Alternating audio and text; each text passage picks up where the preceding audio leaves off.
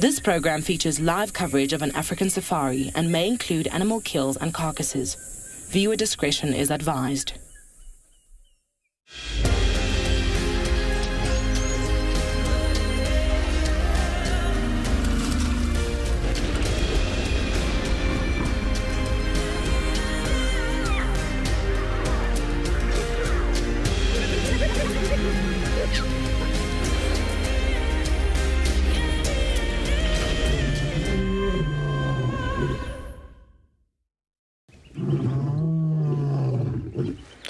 Good morning, everybody, and welcome to a cloudy, overcast, gloomy to our Monday morning and our sunrise safari. Hopefully, there's not going to be much rain coming down, though. The forecast is for not a lot of rain, but it is quite chilly and quite cold and quite gloomy, and so it should be an interesting morning. We'll see what comes our way. Anyway, my name is Tristan. On camera, I've got David. Hello. Hello, David. Hi. Did you enjoy your day off yesterday out of the rain? That was lovely. So nice, isn't it, eh? Great. Spoils of being a come up these days. Anyway, we are coming to you live from South Africa, specifically from Juma Private today, and so we would love to hear from all of you. Remember, you can use hashtag WildEarth on Twitter, @FC on the YouTube chat stream, and in any of the comments boxes of the various places we stream to, as well as kids questions at wildearth.tv. We'd like to hear from you. Good, thumbs up. Right, plan, David. What's the plan? Vulture access, and what are we looking for, David? Any feline. Any feline? Well, I thought we threw dogs out in this morning. All right. I said to David, we're going to go find some wild dogs. And then David laughed at me and he's like, said I'm aiming too high. One must aim high if one wants to succeed. Wild dogs with mulawati in a tree and kalamba nearby. It's like the three most elusive things that we have on this property these days. That'd be cool. Anyway, what we are going to do is we're going to go up Vulture access. We're going to hit the western side of Juma. We're going to slowly bumble southwards. There was dogs on Elephant Plains yesterday. The Ottawa/Pungwe pack kind of composition. That there is the bigger pack of dogs that we see in this area at the moment. So from Elephant Plains, it's with this kind of weather, they're could run quite far yesterday afternoon. So yeah, just a gamble, see if we come right. They might not even be anywhere close. They might have gone back into Ottawa or into Londolozi. It's really, I don't know, it's a bit of a kind of, what would be, the gamble is the right word actually. You never know if we're going to get it right, so we're just going to check in case, and if we get lucky, we get lucky. Otherwise, yeah, anything and everything that comes our way. I mean, it would really be nice to get a leopard, but at the moment, with the way the roads are, it's going to be very difficult from a tracking perspective to even pick up the tracks on these roads. You're going to have to get lucky and kind of see a nice clear one in a place where there's been cars driving the last couple of days and the substrate's okay. So like, yeah, we'd probably pick up a track on Vulture access, but it's so dark still. It's difficult to see any tracks. I've got my lights on at the moment just to try and see if I can kind of pick up any sort of change in the pattern of the tire track. This particular road, we should see quite a number of hyenas that should have walked on this during the course of the night. So hopefully we'll find some tracks kind of between all of this, and we'll be able to actually find a spotty cat. It's been so dry on Juma with leopards, you know, I keep saying it, our leopard sightings have all been buffels of Torchwood and Cheetah. We've had very little to show for our efforts on Juma, and very little signs too. There are tracks here and there, but they're all on the boundaries.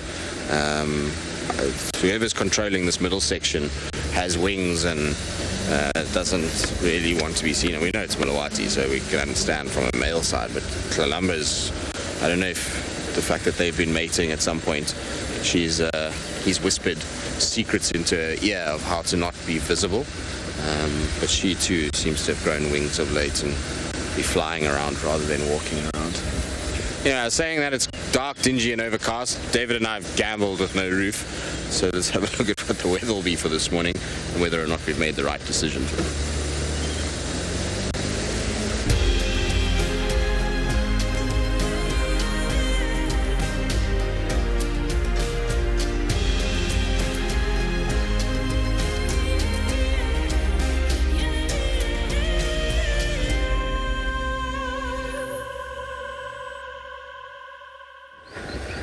Good morning, everyone. Yes, it is indeed cloudy, overcast and cold. But that's all good. My name is Lauren. I do have Chet on camera with me once again. I'm wrapped up in the biggest of blankets, like a little sausage roll. So I'm hoping that I can stay a little bit warmer than yesterday. I let myself get too cold and I am now suffering for it. But Tristan is right, it's very dark. So overcast that your eyes just take a little bit of time to adjust. Technically it should be a lot lighter than this by now, but obviously the clouds are blocking that, so it's very, very difficult not just to see tracks but just to see anything on the road around. We thought we saw a lion, or it was just a mound, the usual. But I'm just bumbling, no plans. I mean, the Talamatis last night headed east into that drainage, but their trajectory was east, so if they kept going that way they were going to pop out on Cheetah Cutline. But naturally they might have changed their trajectory at any point. And the buffalo, of course, were on central. I just want to quickly scratch around the side and then I might head east and see if I can pick up on any signs of rain. But do send in your questions today, they are very much needed. On a day like today, you guys have got to keep us going. Cold, drizzly and dark. I am just going to head to Treehouse Dam. I mean, not that I think there'll be much activity around the dam, but it's still quite a prominent area with lots of game paths, lots of territorial routes that cross by there. So we're just going to check. I've got my rain roof off, so I'm feeling very safe, but Tristan does not have his rain roof on, so they must be getting drizzled on.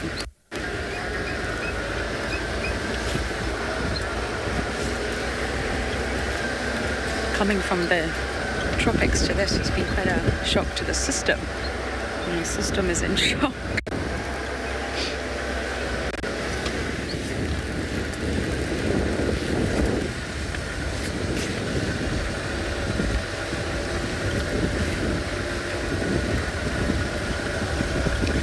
Oh, many of you have a good feeling about this morning's drive. I'm not sure I share that feeling, but I'm thrilled that you all have that feeling. I hope it's going to be a good drive. There's been some quite tough drives since coming back and a lot of damn cam. I also hope I would be ecstatic with just one hyena. That would make my day. And I was thrilled to see the Talamatis, or at least some of them, last night. I knew they were there. It was just a case of looping around.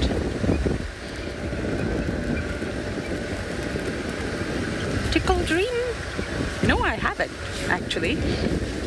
During my last stint here, which was 6 weeks ago now, I had some incredible honey badger sightings. My goodness, probably the best I've ever had in my career. We're really, really lucky with long, close sightings, but I've never seen the offspring. I'd love to, though. And this, before it gets too thick, believe it or not, this sort of winter, it's so cold and it's so open. I mean, you can see right across Treehouse Dam to, I mean, almost a fire break. So open, this is the sort of best to spot honey badgers. I think at WildEarth we've had some really incredible sightings. Even when Jamie in Cheetah Dam had the honey badger hunting the baby crocodile. It's another incredible sighting. It all happens in winter. So really, before it starts to get too thick again, it's going to get thick fast. Tristan and I were talking about that yesterday. It's not going to be long before this bush is lush again. We need to make the most of the fact that it's open and barren. I love summer in so many reasons, but I do miss just being able to look and seeing in every direction. Okay, I mean, not much is happening here, but we can take a look at a very miserable looking treehouse dam. And it does look extra. Oh, hello! I didn't know you were in there, Mr. Hippo. Oh, you're going back down again. Okay. It's actually warmer for the hippos to be under the water right now.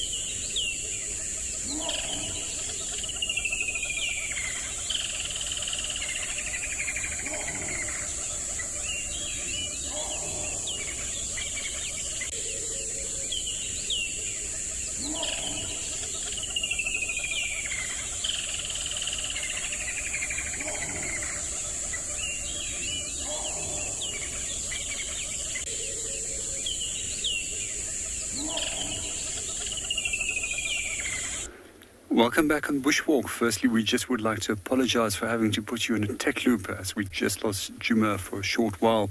We'll hopefully have him back very soon. So over here, the weather is nice and cold and windy this morning. Almost reminds me of being back in Cape Town. So our plan for this morning is to get out there and go and see if we can do a number of more small little segments. But for the moment, I'm just hiding directly behind this little rock out of a wind. So my name is JP LaRue. And behind the camera, we have BK. So it's very seldom that you actually have perfect conditions out there as a guide when it comes to weather and a host of other challenges that you might experience. But that's just one of the things that you have to adapt to. Because on the end of the day, you still need to provide your very best you can as a guide for your guest. So it's also quite often on days like these where conditions are not so ideal that you actually get rewarded with some of the most exciting experiences as well as sightings just by simply being out there.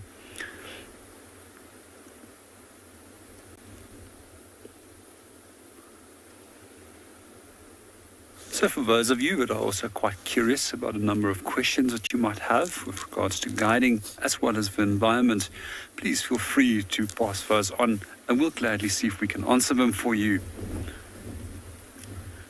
One of the things that I do like to ask guests always as well, if there's any specific interests as well as questions, because those specific interests as well as questions guides you into the right direction in providing the correct information and suitable information to your audience. But it also makes it easier for you as a guide to make that guided experience more unique to your specific guest.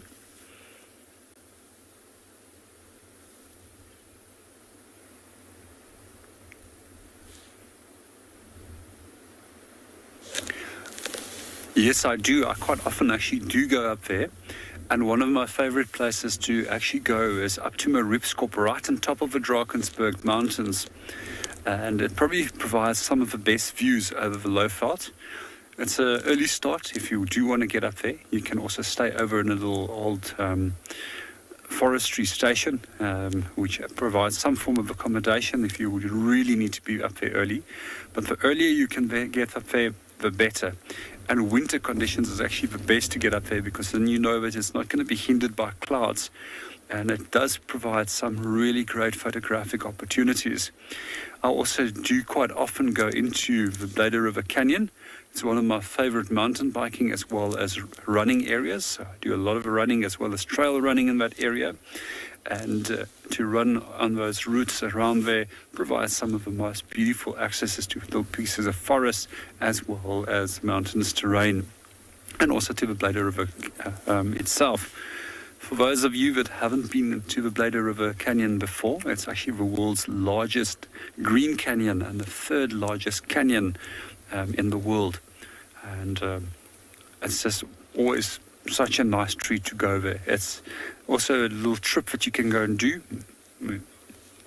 Or you can go on a boat and you can go into the waterfalls and then back. It's absolutely a great way of spending your weekend or a day out. Let's go and see what Lauren is up to in the meanwhile.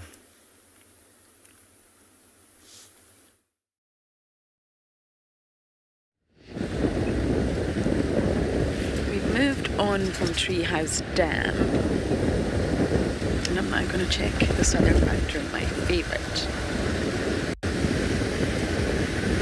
and see if anything is happening down that side.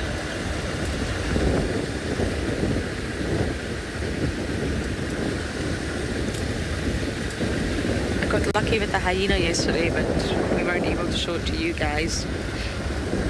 But other than that, I don't know where the hyenas are being seen. I know Ribbon was on the dam cam the other night, but they'll be mobile in weather like this, absolutely. So I just have to put the time in and try and get lucky with them.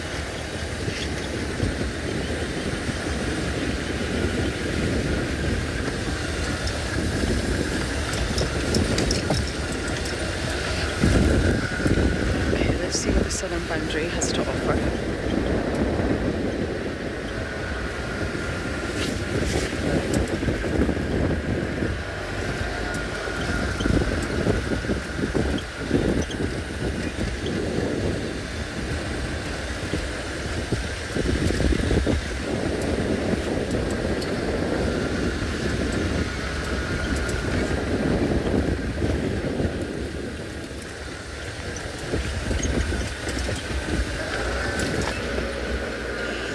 Bump's got more severe.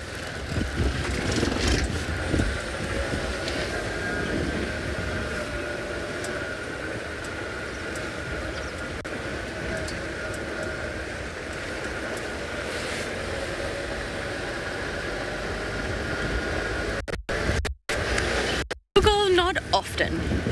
We do get to see them. I've had some really amazing sightings with cheetah, but not often. Juma's very small. It's a small little property, and it's very dense in terms of the vegetation, and that's not really ideal for a cheetah. It doesn't mean you won't find cheetahs there, but they do prefer open areas like the Masai Mara or big open clearings like they have in Buffalo's Hook. Because they've got to accelerate, they've got to pick up speed and go fast. Now, with an area that's so dense like this is, could easily be an accident running at that speed, and well, running into a tree, that would not be fun. So it's not really the ideal terrain. It doesn't mean they're not going to come into Juma. You can find them here, but it's just not ideal. And secondly, there's a really high density of leopards and lions in this area. We're maybe not doing a very good job at finding them at the moment, but they're here. And all the surrounding properties, there's a very high density of leopards and lions, and that's obviously going to deter a cheetah in all shapes and forms. Big threats to cheetah. So we do see them, Kugel, yes, but not often. There are some individuals that we know that are known around this area, but it's very difficult to find them. I once saw a coalition of 4 on Cheetah Cutline. That was a good day.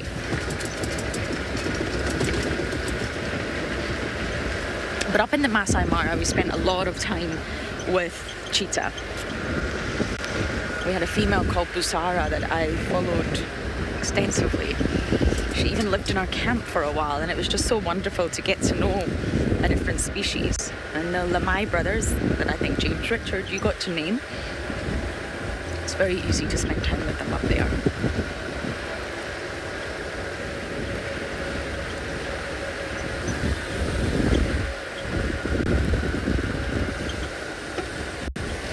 Is that a track you see?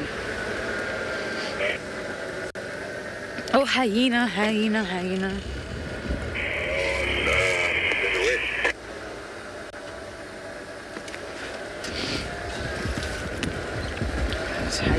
tracks, I'm afraid. It's a good sign, but we're not going to follow them. We are going to continue bumbling the side and see what else we can find. Operating for 27 years, Eco Training is the pioneer and leader in safari guide and wildlife training in Africa. WildEarth has been working closely with Eco Training to promote the safari guide industry and create awareness for its importance. This is why, for 1 month only, we are offering all WildEarth viewers an opportunity to receive a discount on an Eco Training safari guide course. Contact Eco Training today to find out more, and remember to quote Eco Wild Live to receive your discount.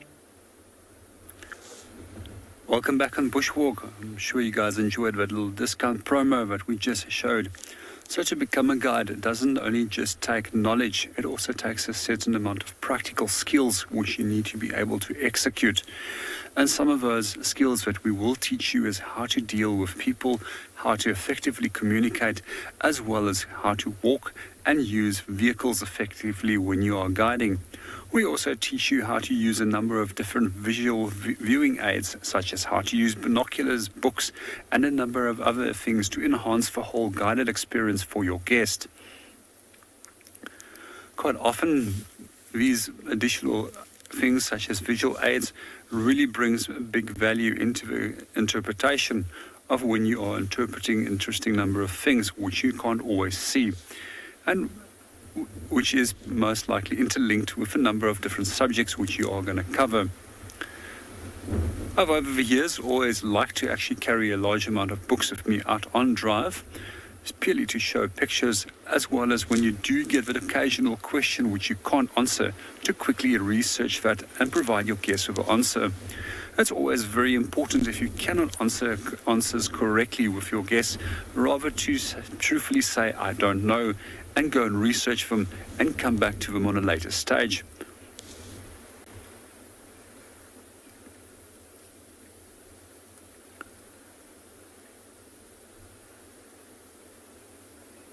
Some of the other important skills that we will also teach you is how to conduct a briefing and how to lead people effectively. Good morning, Jackson. Welcome to Bushwalk. My answer to that would be common impala. It's also one of the most common antelope species throughout the whole of Kruger National Park and the area. And on average, they estimate that there's some 150 to 200,000 of them. And one of the reasons why these animals are so successful and abundant is purely because they have the ability to switch between grazing as well as between browsing, which allows them to actually maintain a better body condition throughout the year. But we also see that when they do lamb, and the next month or so they will start lambing, that they will produce a large amount of lambs in a very short period of time. And it almost works in the favor of them that when it comes to predators taking lambs, it has a less of an effect than those species which will randomly have births throughout the year. It's also quite an interesting time of year. I quite often see when impalas actually do lamb that how jackals, eagles, as well as even baboons and a number of other predators will make a go on these little impala lambs. At first they're quite weak when they stand up, but very soon they can start moving and running with the group. Yeah, I love to watch impala lambs as well, as they incredibly playful, and they play in a very exaggerated manner, which is typical of young animals. So they through that will learn the appropriate skills and for adulthood, but also they let the adults know that they're not being serious by their exaggerated way of playing.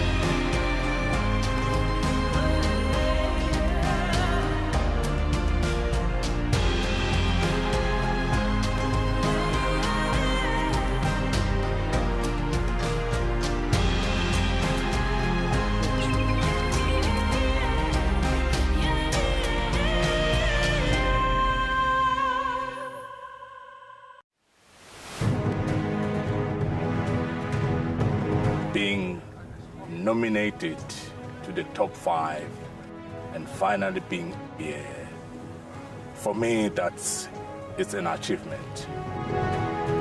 Tracks, I believe I did quite well, and the walk. And sometimes you often drag their feet forward. The storytelling as well. So yeah, I think that's where I see my strongest point. And then, that was the opportunity of the scrappy. I say the bedding and the call, definitely, for me, it was quite a big challenge. Guiding is not all about the award that we have had, but in sharing the experience and continue to do what we have passion and love.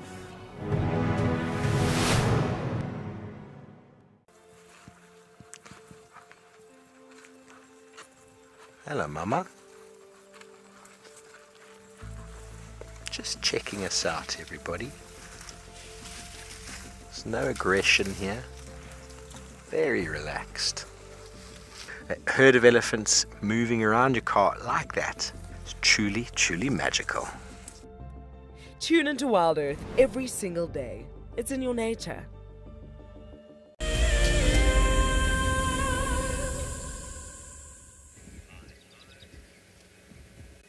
We're at Twin Dams now. Nothing. It's quiet, eerily quiet. But I'm just gonna go forward and show you the twin of Twin Dam, which is on the other side. I think I have to go forward because there's a rainfall in the way. And it's completely empty. You know, this is gonna fill up very, very quickly down here. And when it does, life will just flourish. It's my favorite little water point in the reserve when it's full. Obviously not like this. The elephants have destroyed it. Winter's dried it up. There's a small little puddle there on the left. That's probably from the last few days, actually. But generally speaking, this pan will just be a hubbub of activity. And many of you ask, what happens to the weaver's nests once it's over? And if we just look at this dead tree in the middle here, there we go, you'll see, I think there's just one hanging there. From what I can see, my eyes are a bit blurry this morning, or maybe 2. But really, I mean, all of those nests that we saw in summer have gone. They've either been blown away or just biodegraded through weathering, fallen off in the end. Looks a bit sad, doesn't it? That one that's just hanging there. Or that's 2. You can see right above there's actually the start of a new one that got abandoned. You see that? A circle. That's how they start. Many of you ask, what happens to them? Well, that's what happens. I mean, that tree was full in summer. Full.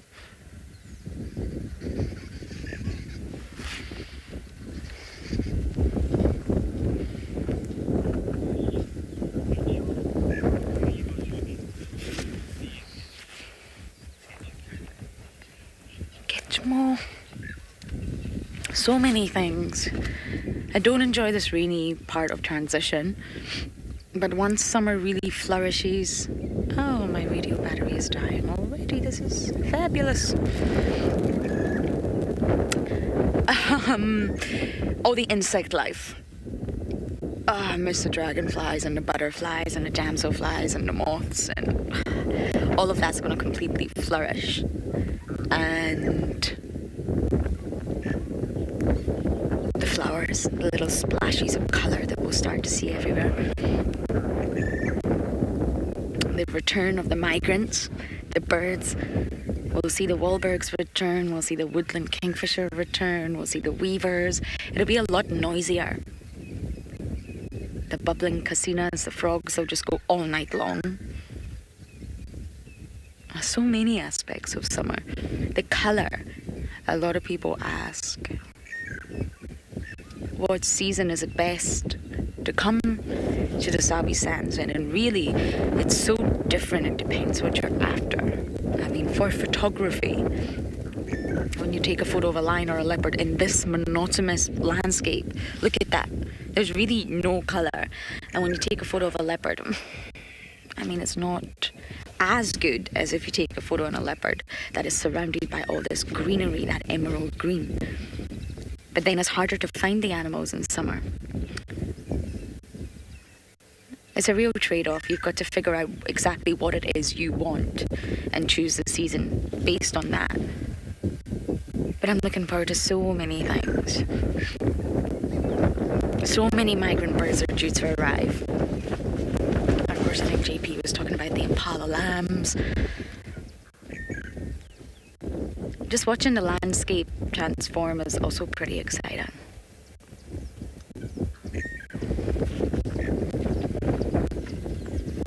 Then it gets too thick. Sometimes we can't off-road. And we can't always bundabash. It's not safe. Can't see animals. You could literally drive past a leopard. We probably do multiple times.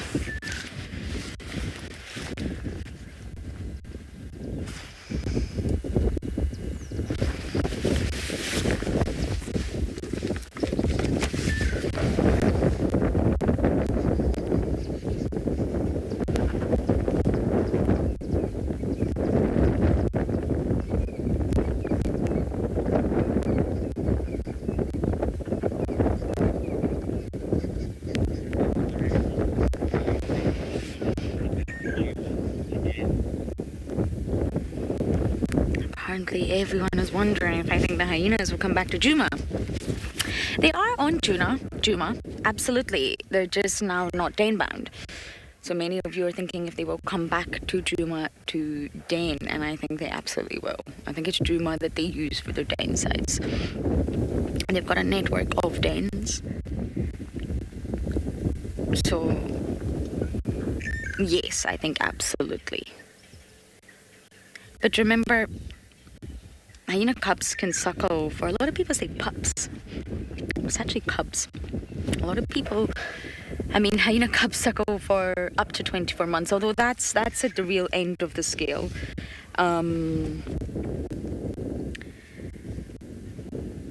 18 months is probably the average, so that doesn't mean that they have cubs every... Sorry, my radio battery's dying. I'm gonna have to switch things up here.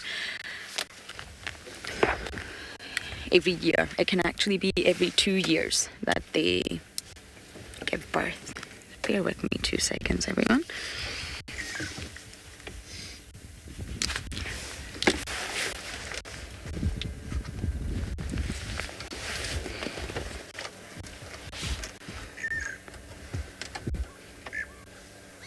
Okay, that should be me back in the game.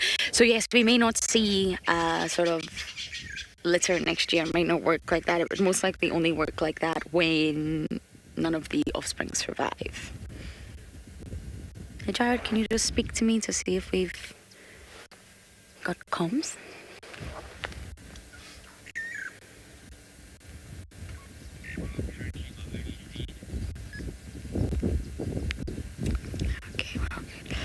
Ah, dearie me.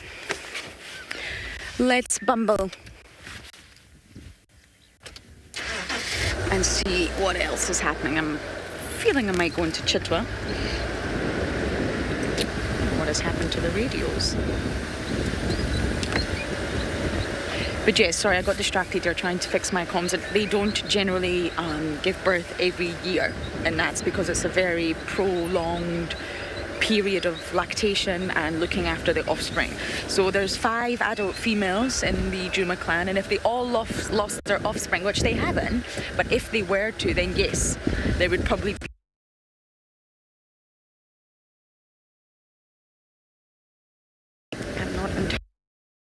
that is going to happen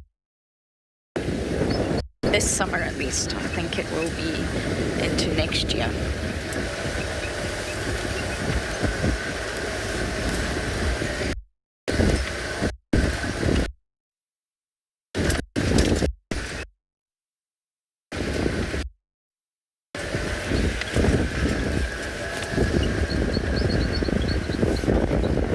Using Juma. Juma's their main territory. They're just sort of roaming now.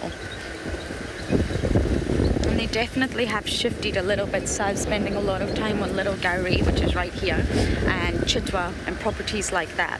But we still see them on the dam cam regularly, so they're still not abandoned Juma. They better not abandon Juma. The territories are always in a constant state of flux, even if it's not visible. Constantly shifting, constantly moving. Okay, so we're rambling along the south, and we're going to send you guys to JP.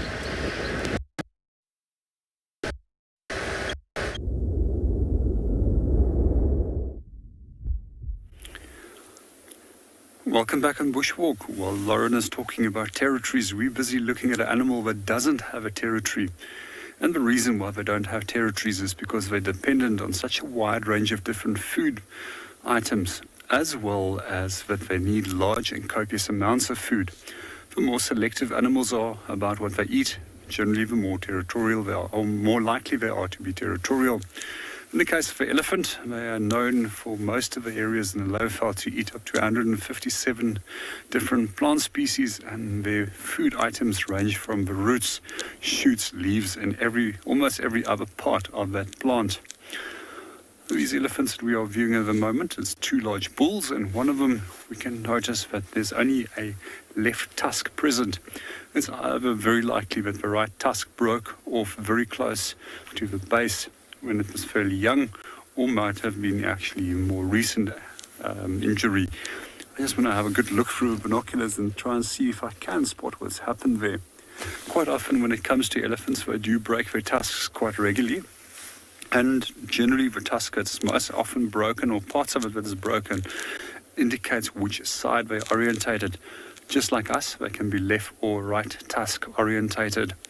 We also find that elephants will deliberately keep their tusk nice and sharp, especially when it comes to bulls, because they need to use these as weapons against one another. And they generally start doing so from a fairly young age of 19, 20, and they continue doing that up to roughly to the age of 45 when they start breaking their tusks. It's also interesting that big tuskers only evolve here from the age of 45 onwards and up to their 60s, which is pretty much their maximum lifespan. Some of the most longest lifespans I know about for an elephant is roughly some 65 or 67 years, which has been recorded. These guys are slowly moving about, just busy feeding. Also see they're accompanied by a number of birds. Seems like the fork-tailed drongos are following them again, as if they are busy disturbing tiny little insects. I just love watching elephants, how they use their trunk, and you can slowly see how he's busy picking up that grasses of his trunk. You'll also notice quite often when they do feed on grass that they will knock it against the side of a leg to get rid of the sand to prevent it damaging the molar teeth. Something else which we also find quite interesting is that sometimes they actually might use their tusks to manipulate the grass, and that will eventually cut a tiny little notch into the tusk, which is referred to as a grass notch, and it's also generally present on the dominant tusk, or master tusk as it's known. Sometimes that's precisely where that little crack or fissure starts, because it weakens the tusk at that specific spot over a period of time.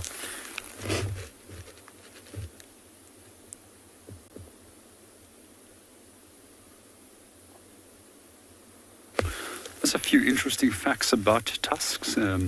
If we do look at the sizes of them, the record size tusk for southern Africa in terms of Kruger National Park, if I remember correctly, is roughly some 88 kilograms in weight. However, some elephants in East Africa, if I remember, the records come from Tanzania, which approximately had a weight of just over 102 kilograms per tusk. Unfortunately, it's also one of the reasons why elephants were hunted by humans and killed in large numbers was specifically for the tusk. And those tusks were used for anything from making billiard balls, combs, piano keys, and a number of other things. We also find that in Japanese culture, they used to make personalized stamps from the tusk, which is referred to as hanken stamps. This has, however, been starting to be replaced with artificial materials, which is definitely in the favor of elephants. I just love watching them, and I would like to hate to think of it that elephants still do get, unfortunately, poached in several parts of Africa, specifically for the tusk.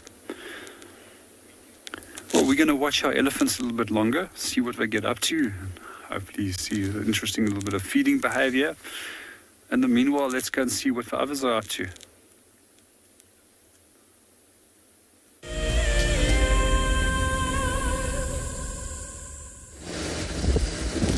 Well, hopefully they'll do some cool stuff. JP, we had such an epic elephant sighting yesterday that I'm hoping JP gets one like that too. It's good for the soul, those kind of sightings. Anyway, there's 2 hyenas. David, call Lauren, 3 hyenas. She will be here in 2 minutes. Very fat, very full hyenas. But let's just see 3 hyenas walking like this that are so fat and full.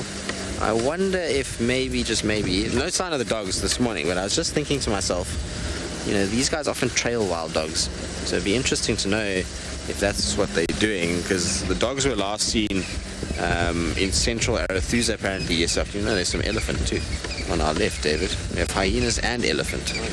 Oh my goodness, all at once.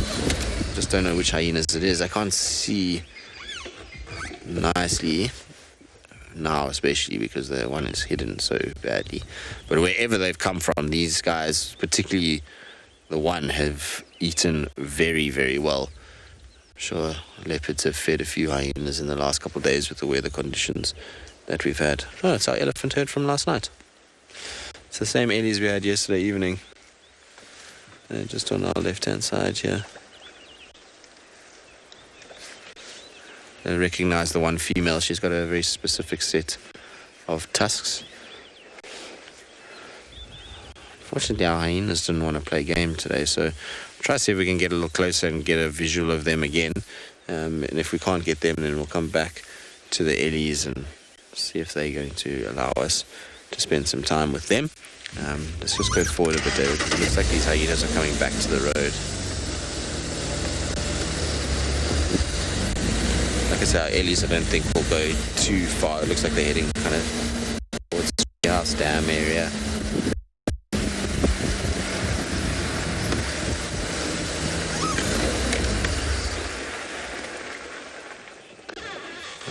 Let's have a look. See, they're sniffing around, but there's no other tracks here to talk of, so I don't think they're following dogs. I think they're just on a little mobile walk.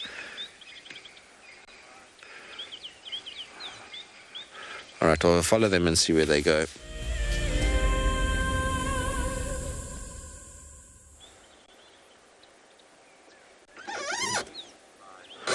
Well, we're just trying to keep up with 3 hyenas, and there's a herd of elephants behind us too, which we'll get back to. It looks like the same herd we had yesterday evening, although we might have joined up with some others because I see some more here.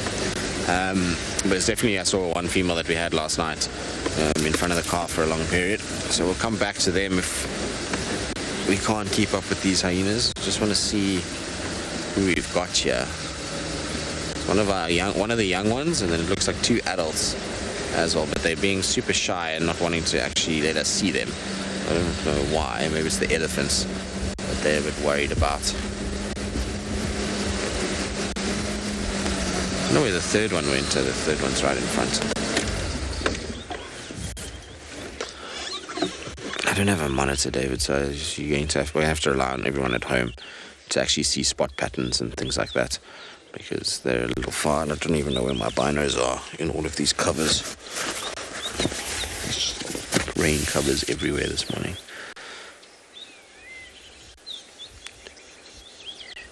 As you can see, they're just moving down the road. I wonder if they're not going to go into Bulgari. I have an idea, actually, where these guys might go. I was saying just now that we haven't had any sign of the dogs, and they were last seen on Arethusa, so I don't think it's dogs that they're following. I think what they're doing is they're heading south because the Nkuhumas have got a kudu kill this morning on Hofmans, and if they go straight from here, they'll head up in that direction. So I wonder if they haven't heard those lions feeding and investigate. I like following hyenas just from a point of view that you never quite know with them what can happen.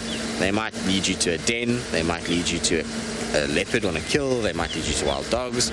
You never know with them, so I always like just trailing behind them a little bit just to see what they're up to. They're always busy with something, our hyenas. I think they're heading towards Treehouse Dam, David. Looks like they're going straight through here. Unless they've got a new den in this block somewhere, but I doubt it. Fortunately, where they've gone off is also not pleasant from an off-roading point of view. It's not like we can follow them there. Just go around and see if they come.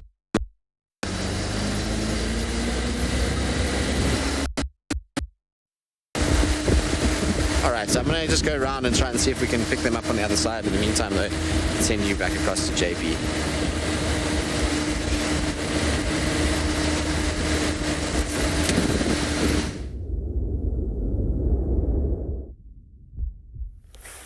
Welcome back on Bushwalk. We're still with our 2 elephant bulls that are still busy feeding away. So as it's quite windy, we actually nestled ourselves up onto a rocky area, some 3-4 meters above the elephants, where we're perfectly safe and where we can view them without interfering with them, or that they can interfere with us. If you just take note there how an elephant is busy feeding and how it's using the trunk to put food into the mouth. It's not the only purpose that they use the trunk for. Obviously, it's a large nostril that acts as a hand, which can perform a number of tasks. As far as I remember, it consists out of 6 or 7 main muscles with over 100,000 units, which enables it to perform these complex tasks. Sometimes you'll actually see them cleaning the eye, picking up small little particles, and even using it as a method of breaking down branches. I've even seen them using it as a snorkel.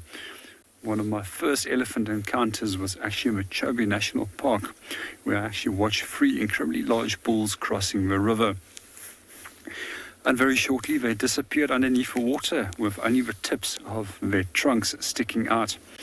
Until they made it a few meters further, the trunks came out slightly more, and then their heads emerged, and they simply walked through that incredibly deep river. I find it fascinating that such big animals can also swim so effectively. Unlike hippos that cannot swim, hippos actually have to push themselves off the surface of the bottom of a riverbed or a dam so that they can come up to come and breathe, while these guys can simply swim. We also see that in certain parts of Africa they'll actually go into the ocean and have short little swims and bathes. So for those of you who are interested in the number of species of elephants that we do have worldwide, currently there's 3 recognized species, of which 2 of those occur on the African continent. Traditionally it was treated as one single species, which is African elephant. However, it was splitted into savanna as well as forest elephant. The forest elephant is the ones that we find in West Africa. They're much slightly smaller. They also have fairly straight tusks compared to the larger savanna elephant.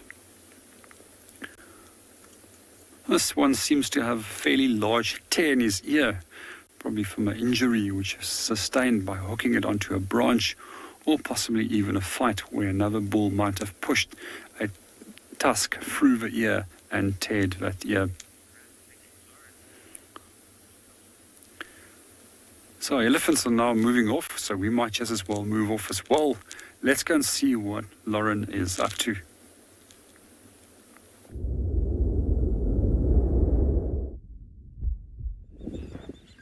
Tristan, what are you doing with my hyenas? I wonder who they are and where he's found them. Anyway, I'm jealous, very jealous. We did also have a hyena of our own, I must say, but it's now disappeared into the camp. From a distance, it looked like Ndebele, but I mean, it was a very, very long distance visual. So I couldn't possibly confirm that. That would be silly of me to do so. And my cameraman is having the best fun ever following the swallows. I mean, they're probably the most difficult bird to follow. But he's giving it a go. Look at them just having the best time.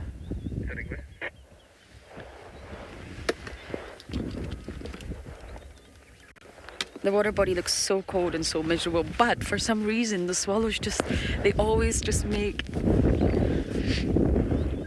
everything look, they're just so happy and such lovely birds. I can't actually see what swallow they are. We do get different types of swallows here. The barn are obviously the most common. One of the hyenas with Tristan is Comet. I see Mr. Comet. There's our hyena. You see, about coming up for 11 o'clock. Probably right behind the pole. Right in front of that house, you got it? Yep, it's gonna walk out of the pole on the right hand side. There we go. Look at Chitwa. I see you. You're doing your rounds of Chitwa, making sure everything's okay on patrol. Security guard.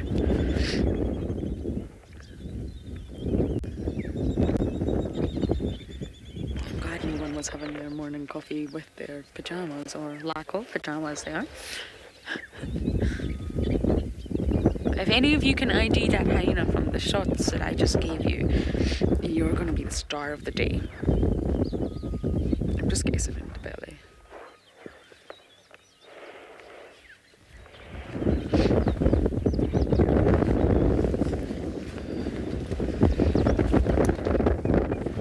I have my new bush attire on, would you like to see it? It's my new uniform of the bush. Okay, here. I'm ready to show you all.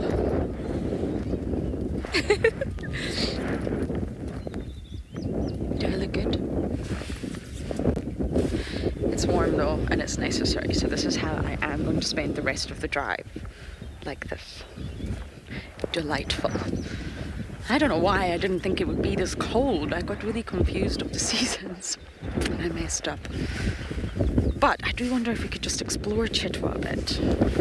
Doesn't seem to be really anyone else driving. I don't know how I'm going to also operate the gear stick. How do we operate the gear stick like this? I can't suffer him to do it for me. Here we go. This hyena also might pop out.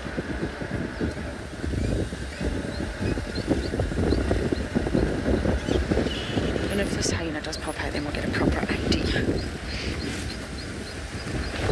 There we go, everybody.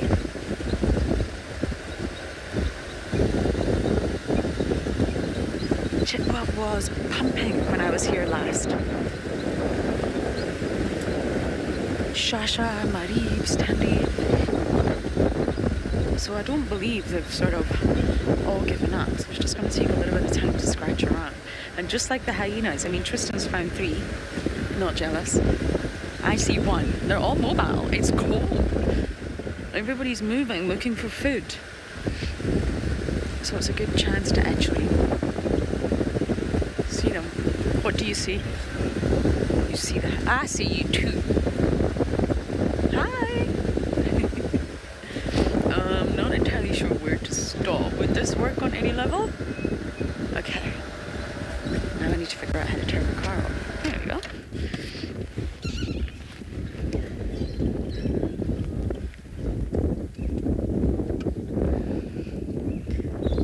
We see you.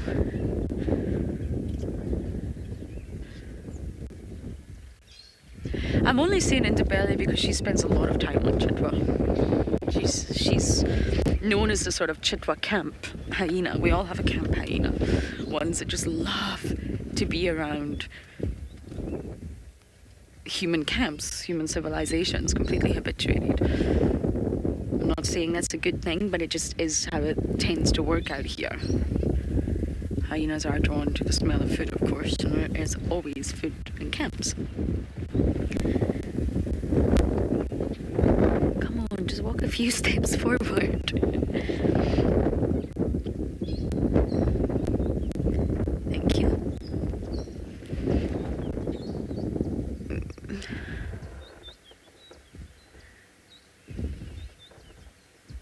Fat.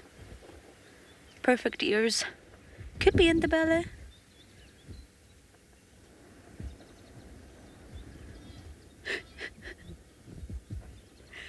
I mean, if you could walk like any animal, it would just have to be a hyena. Michael Fleetwood! Oh my goodness, Michael. Okay, you're star of the day. Michael Fleetwood said it's Swazi. Okay, I wasn't too far off. I mean, Swazi and Ndebele are related and look remarkably similar. I mean, they are twins after all, but they really do look similar. Oh, thank you, Michael. If anyone could do it, it was going to be you.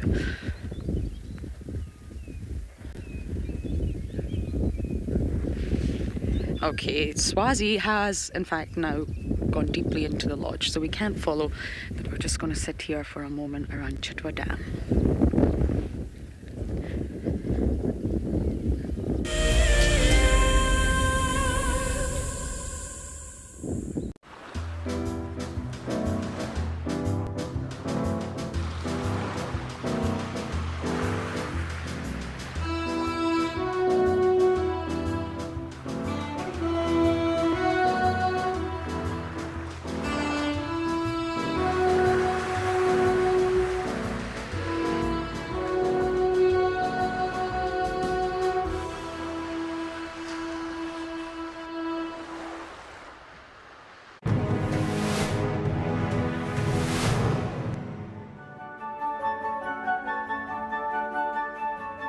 Civilized to just found some black rhino tracks. A mother with a calf. The calf tracks are so small. They're somewhere here in this area, but it's too dense to walk this way. So we're gonna walk around where it's not so dense. Let's hope we get lucky. And sometimes you often drag their feet forward and deposit the scent mark, which is that what they use to patrol their territory. We managed to get a glimpse of the black rhino, but for safety reasons, of course, we held back and we walked a different way, but it was such a fantastic experience. We didn't just focus on the big things, because it's not all about the big things. We focused on army ants and lots of dung. Civilized did an incredible job, but it's up to the judges now.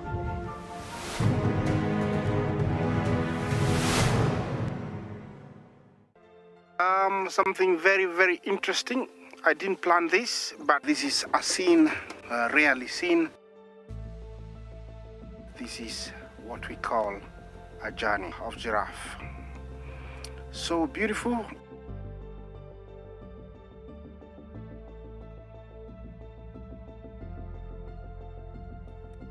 Tune into WildEarth every single day. It's in your nature.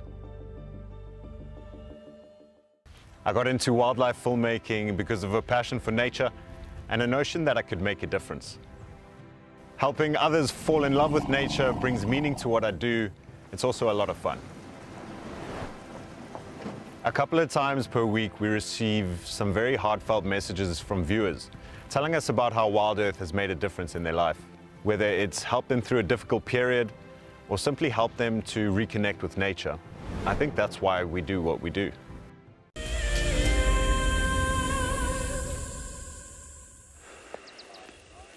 Well, just come to Treehouse Dam. I didn't see where the hyenas came out, so I thought maybe they might pop out here at the dam itself. So we're just sitting patiently waiting. There is a hippo in the dam. You wouldn't think so from the current view that we have. But he should pop his little nostrils up just now, and we'll be able to see him. I was thinking that those hyenas would come this way, but they haven't. So what we'll probably do is just turn and go back towards where the ellies were, and maybe we catch the hyenas as well on the way back there. You can see our hippo has now popped its head up and decided to show itself. Must be very cold weather for a hippo to be in water like this. I suppose they do have the layering and the thickness of skin and all the things necessary to withstand cold, but after a few hot days it must be a little bit on the chilly side to be in the water all day when it's this cold. This morning is freezing. I don't know why it's so cold. It just feels cold. I'm pretty sure it's been much colder in the winter months, but maybe it's because you expect it, whereas this time, of the year, you don't expect to be freezing. It's definitely not warm out here. There's a sneaky wind that's making it pretty chilly. No, hippo does not want anything to do with us this morning. It is like, no, not staying out in the open for you guys. I'm going to just go underwater and stay there. Every now and then, like I said, it pops its head up and has a little look around and then goes back under. But for the most part, pretty much wanting to stay down. No, the hyenas that we had earlier, thank you, Michael Fleetwood and Chris Rogue, for letting us know. Gwazi and Ribbon and Comet. So, I mean, it's not really a whole bunch of females that could potentially be denning. We know that Ribbon is obviously raised cubs recently, so it would be quite a quick turnaround for her to have again.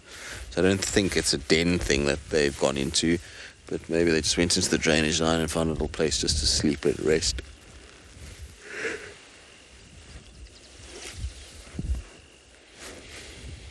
Either that's where they're heading southwards towards where those inkumas are on a kill.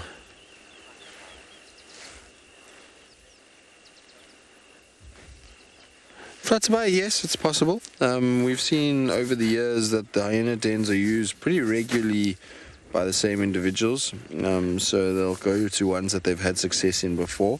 It's not always the case. Sometimes they'll find a new one, but there really are certain strategic mounds that they like to use, and if they've had a positive experience, then, you know, it makes sense to use it and to try and kind of get back into those places when you have your next litter. It's much like leopards, you know, and lions. They often use the same dens that they've used in the past.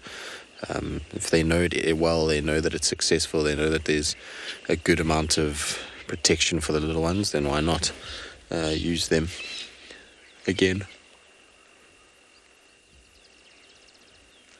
Half expecting those hyenas to come straight up this drainage line, David, but I fear that we may have misjudged.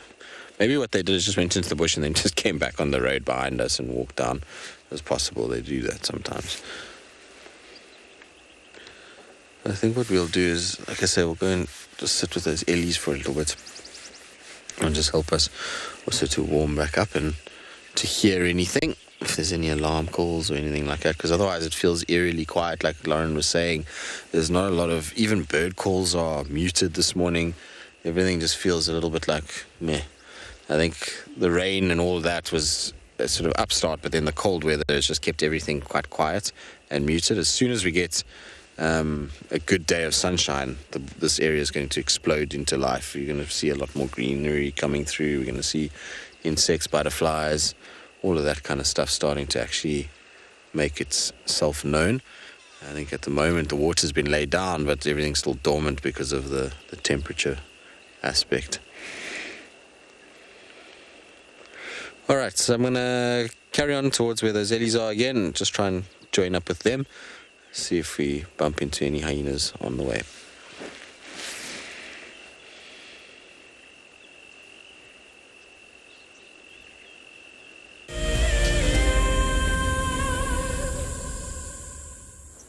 Welcome back on Bushwalk. At the moment, we're at one of our dams, just busy looking at some birds. The bird that we have over here is known as a red-billed oxpecker, which is a smaller of the two species of oxpecker. It doesn't seem to be too cooperative this morning, and it's just moved off. But anyway, let me tell you a little bit more about oxpeckers. We might just be panning around and share some of the landscape with you while I'm just busy talking. There's two species, and both of these species were endangered at one point. Their numbers dwindled incredibly low. And it was specifically due to tick-based dips which poisoned them, as what they fed on cattle as well. So luckily, a lot of these dips have now been changed to much more friendly dips, which does not affect them at all. It's also interesting that there's a number of cattle farmers that actually don't agree with at all dipping their animals and purely relying on the oxpeckers to remove these parasites from them. The second species of oxpecker that we have is slightly larger. It's known as a yellow-billed oxpecker, and we tend to find that it's got a two-coloured bill that is yellow as well as red, not just a pure red bill as with the smaller red-billed oxpecker. It's also slightly lighter in colour compared to the smaller red-billed oxpecker, which tends to be much darker. What we also see is that in general, red-billed oxpecker is found in a far wider range of different animals, anything from warthogs up to as big as giraffe that they will feed on, where the yellow-billed oxpecker tends to be more often focused with feeding in association with buffalo. Now, one of the things that we also can notice is that their bill structures actually differ quite a lot. The red-billed oxpecker has a smaller bill that's designed for combing ticks out of a coat of the animals, while that of the yellow-billed oxpecker is much larger, and it's almost designed like a pair of pliers to yank out that tick off a coat of a buffalo.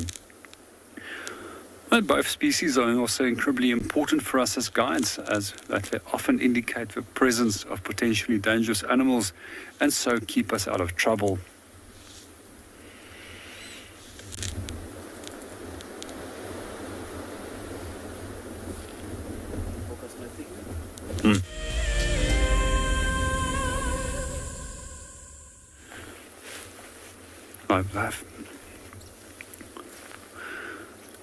Welcome back on Bushwalk. We're still with our dam and looking at a number of birds, and the bird that we just found is a pied kingfisher, the only black and white kingfisher that we have in Africa, so very easy to identify. One of the things that you'll notice with kingfishers is that they got long dagger-shaped bills, which is designed for stabbing fish. They've also got incredibly good eyesight and a number of mechanisms in the eyes to filter out light as well as glare when they are diving after fish in the water. In general, we also find that there's two broad behavioral groups of kingfishers: those that associate with water, which specifically feeds on fish, and then those that are the dryland kingfishers, which will specifically feed on insects. However, many of the dryland kingfishers also associate with water, and I've quite often noticed them picking off insects off the surface of water.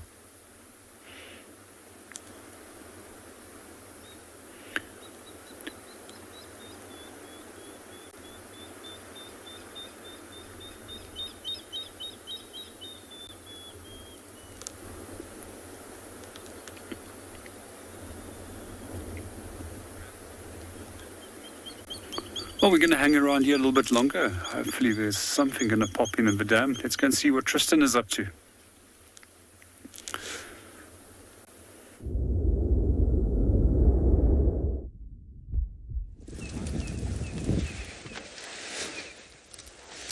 Hopefully, although it's not very good conditions for water holes, even though we just checked triage, so animals aren't as driven to water in this kind of weather as they would be in hot weather. Anyway, we're with our elephants at the moment. We know they weren't far away from where we were, so it didn't take long just to catch up with the herd. I wonder if they're as full of beans this morning, and well, the little ones particularly, as they were last night. They were all over the place yesterday. It definitely seems like more individuals in this group, so I don't know if they joined up with another herd, or last night we were just with a small section of the herd. I'm not 100% sure. But there's definitely a lot more of them today than there was last night. But there's one female particularly that I saw earlier. I'm pretty sure it was her. I'll have to just watch for them for a while and just double check. If we see an individual with one tusk, then we know it's the right grouping. But it's this female here on the left. I'm pretty sure she was here last night, or with us last night. We're not in the same area, but we're not that far from there. It wouldn't surprise me if it is the same grouping. But sure, they have done some serious damage in here. It's been a while since I've been in this block. You know, I haven't off-roaded much in this section for a couple of months now. In fact, longer. It's probably been a year since I've been in here. But the amount of damage the elephants have done in here, the amount of trees they've pushed over, it's making driving in here near impossible. You can just see the destruction to my right. There's just trees everywhere lying down, so you can't really drive very easily in here. I used to be able to drive quite nicely through this little section that we're in now. There wasn't many trees down at all. Things change and elephants do what elephants do. Good morning, mobile stations. Okay.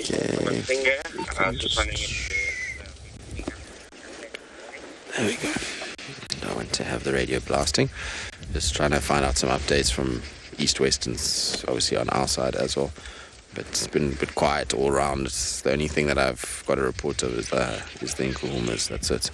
Everything else is still remaining quiet. For now, I'm sure things will get better.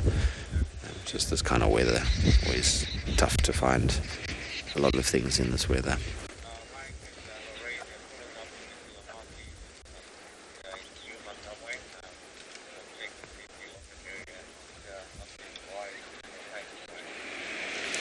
Well, so yes and no.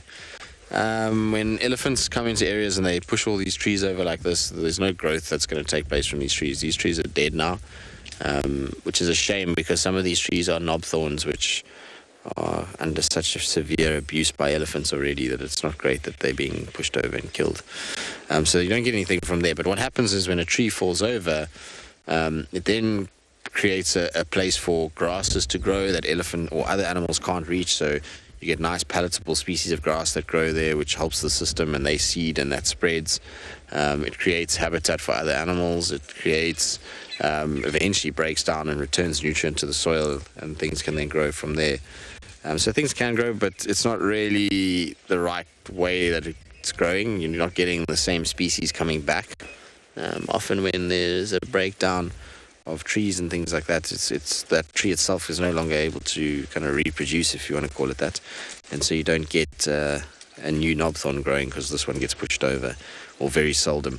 And because of the elephant pressure that's currently around, the ellies are eating anything that is small, that is a knobthorn or an acacia or anything like that. If it's growing and it's 10 centimeters high, they're pulling it out of the ground and eating it.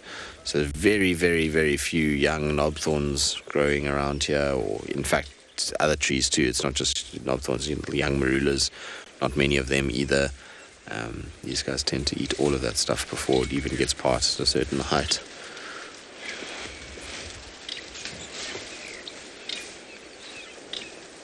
They're still digging for roots, these guys. One on our right hand side is doing exactly what they were doing last night.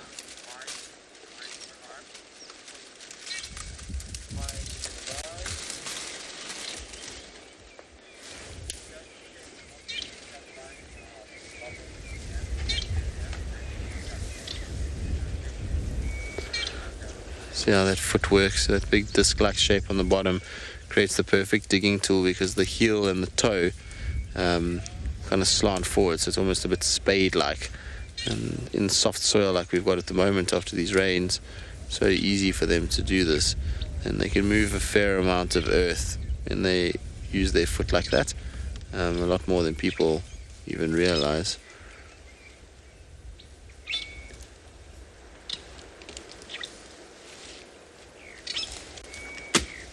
There's the root, you can hear it just snapping now.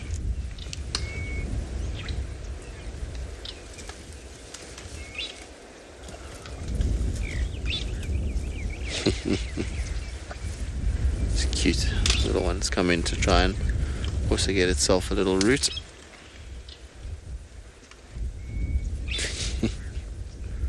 See how it twists its trunk around that little root system to be able to pull it up. There we go. It's got a root of its own now. Much smaller, much thinner root, but a root of its own. But again, you see how just parking and being quiet for a little while can bring them all get them all to be much closer. When the car's moving, they won't come as close as that they've come now. They're just slowly kind of drifting around us, which is very pleasant.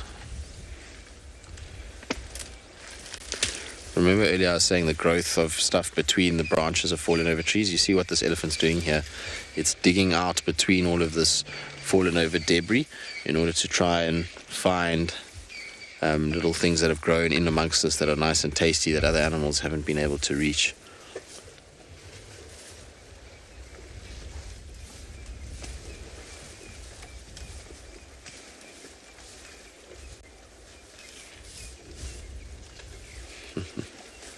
Cute. Little one with its stick.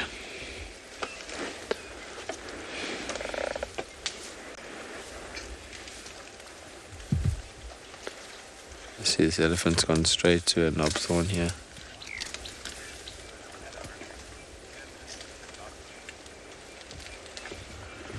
So, Tessie, I think I got your question. Sorry, Jared. My earpiece, I think, has got water in it from yesterday, from the rain. So, coming through very, very soft. You're asking about why vegetation is so, did you say delicious? Is that what I heard, David? I'm actually not sure. I didn't hear. Yeah, David also didn't hear very well. For elephants and not humans. Oh, so full of calories. It's not really full of calories. These plants that they're eating, while they do have a nutrient content, they're not hugely full. It's not something that they're getting massive amounts of nutrients out of. It's why they have to eat so much. So, I mean, imagine if you ate 400 kilograms of lettuce or spinach leaves every day, you would get what you need out of it. In fact, more so. You would probably not be able to do it, but, you get the point, is that they're just eating that much more of it, that they're able to actually power a body like this. And their diet is very varied. If you look at it, it's not just eating a leaf. The vegetation, sure, is one thing, but the roots and the bark and all of that provide a whole bunch of nutrients as well. So they get what they need by just sheer bulk of eating. So the more that they get, the more that they need, they just push in. So that's how they get enough calories, essentially, to power such a large body. It's just by bulk eating and making sure that they pack as much as they can into themselves as possible.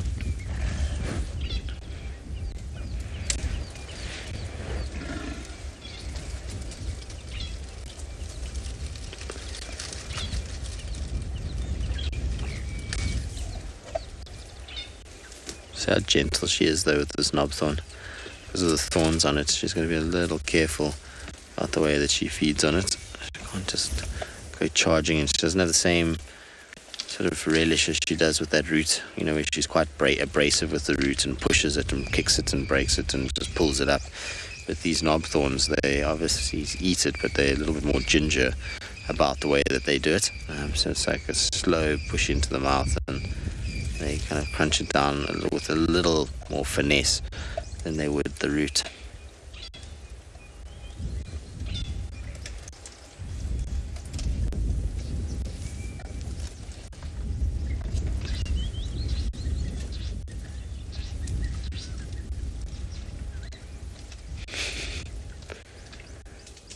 Must be hard to eat something that's so sharp and spiny, but tastes so good.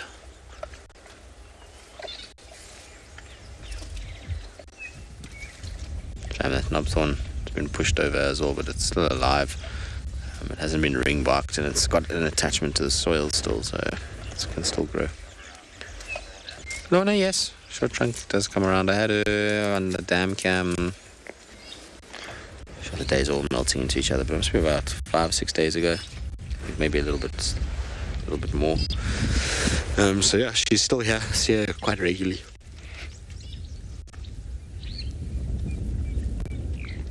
She's probably one of the most recognizable elephants that we have, that we regularly see. Fang was the other one that we used to talk about a lot, but she doesn't come regularly at all. In fact, it's once in a blue moon that we get her. But short trunk is pretty common here. We see her quite often. Yeah.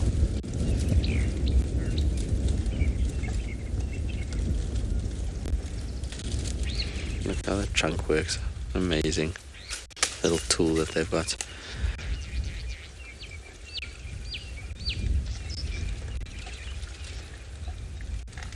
But you can see how they vary their diet too. When you talk about calories and things like that, you can see that their diet is also not just one plant.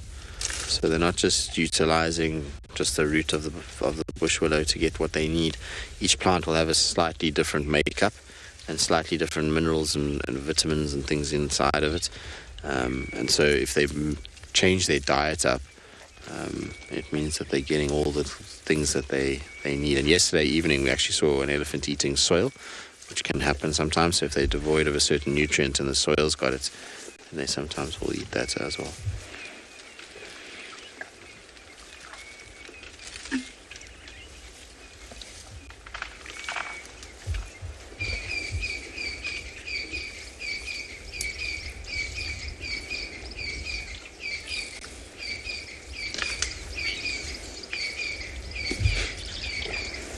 love watching her trunk working. It's very cool to see how delicate she is. You see how she's breaking all the little baby branches. Now this tree, because it's still attached, will be growing from that side more than anywhere else. It's going to shoot up a whole bunch of branches off of that area as they go up towards the light. Underneath, everything will start to die back a little bit, but all the fresh and good and healthy branches will be on top.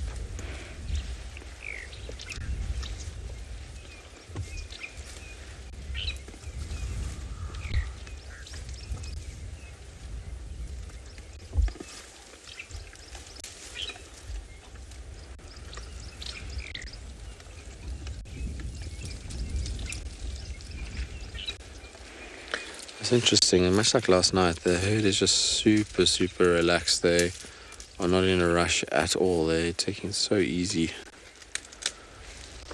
Just feeding gently and slowly. It's pleasant when they're like this.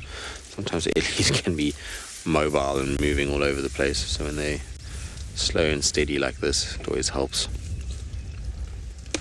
And steady like this, it always helps. Yeah, come say hello to us.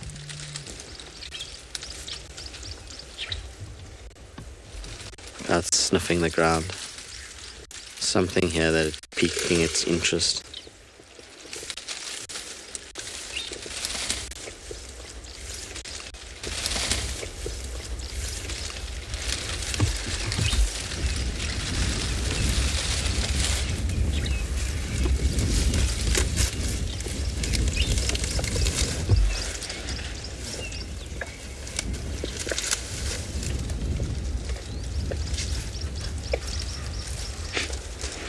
If you can hear it chewing. Noisy eater, this one.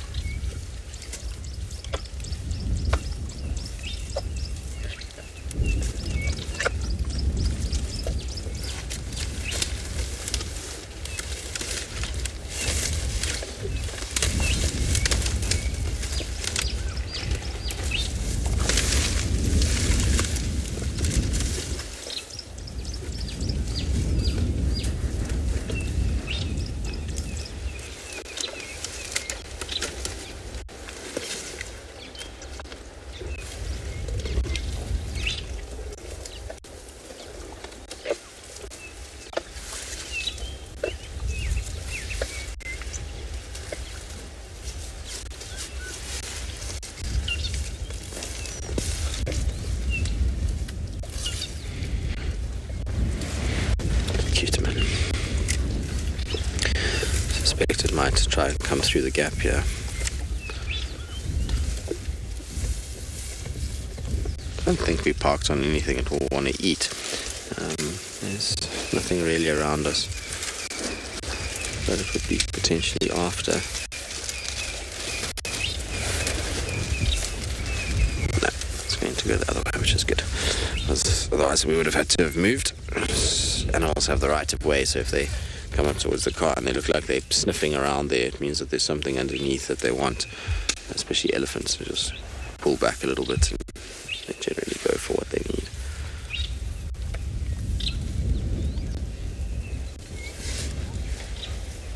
Alright, well, we'll just sit with our ellies a little while longer and just enjoy them for what they are. They're a perfect animal to spend a cold and rainy morning with.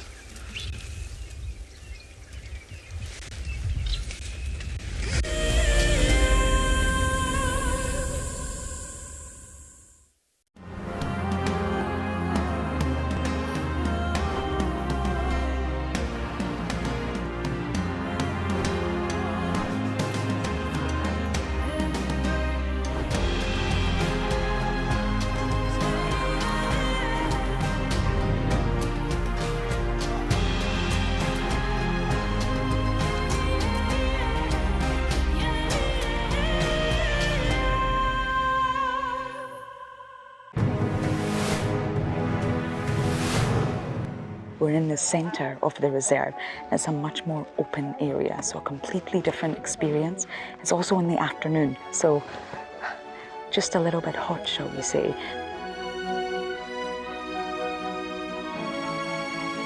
We're following some lion tracks, and then we found the scat of a lion cub.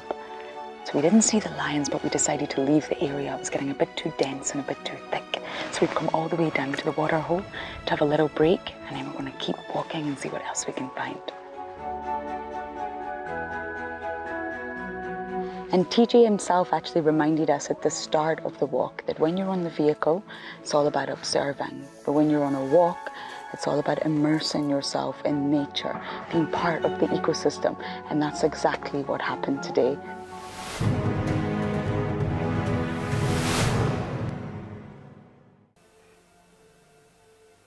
This is a battle of two great carnivores of the African wilderness. Whew. Whoa! You don't want to be under those jaws. Definitely, this round goes to the lion. Look at that. Fantastic. Expect the unexpected here on WildEarth daily.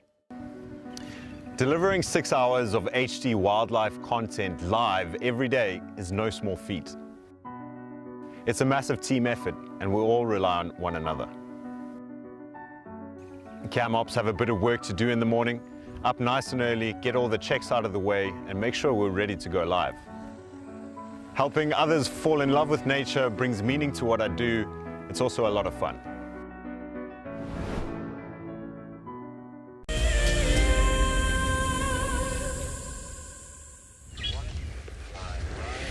Still with our eddies, something just disturbed them. I don't know what it was, but all of a sudden the whole herd started grumbling and all their heads went up and all the females pushed to the edges and with their heads raised as though they were very alert to something. So I don't know if the hyenas were actually in here and they were sleeping and one of the ellies disturbed them and they were in amongst them. I'm not sure, but there definitely was something that they didn't enjoy. They're back to feeding now, but it kind of just reared them all. They sort of lifted their heads and they were all grumbling and looking around. And interesting.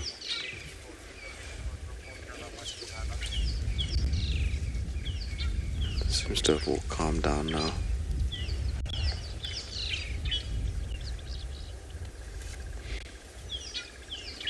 I don't know how delicate this elephant is being.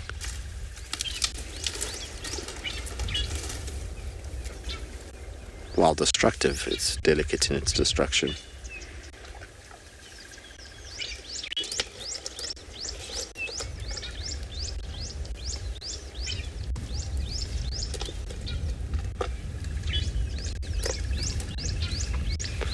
You can see nicely why now the bottom jaw is the one that has the weight to it.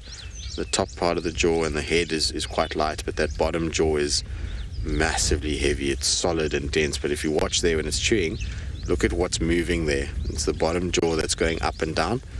The top part is obviously just sitting dead still, and so the bottom needs the power and the weight behind it to crunch down the things that it eats. So if it was light, it wouldn't have the same effectiveness. They wouldn't be able to break some of those bigger branches. That big, heavy, lower jaw just can chew through all those little bits and get what some of those bigger, thicker branches broken down. It's cool to see how it kind of pushes forward as they eat.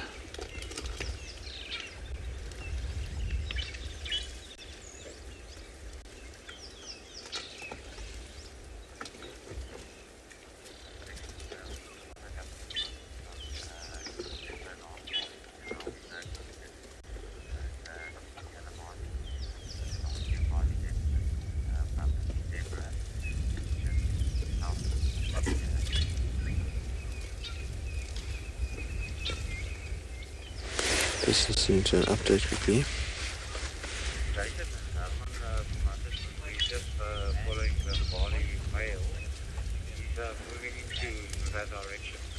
Man, you're asking what's the biggest elephant I've ever seen?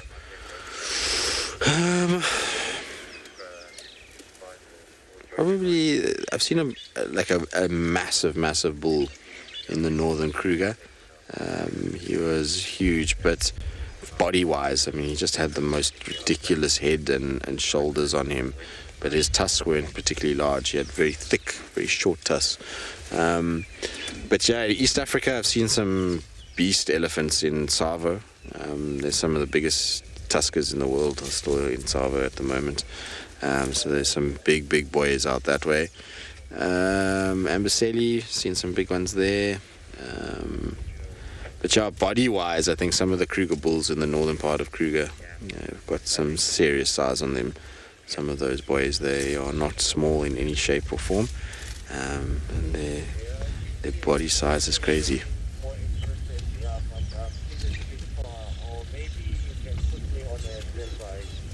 Sorry, I was just listening to what the radio is. This sounds like the Talamatis have been found, but I was just trying to hear where. As well as the Mbali male as well. Has been found in the north, up at Big Dam, somewhere that side, on Buffelshoek. I haven't really been on the radio, so I haven't really been listening to what's going on. But there's kind of update there of something around a dam, and I thought they said Buffelshoek Dam, which is on Juma. I know Lauren was kind of looking for the buffalo herd and the Talamati, so maybe if it is on Juma, she can at least get there and go. But I'll find out just now after we finished with this, what's going on exactly.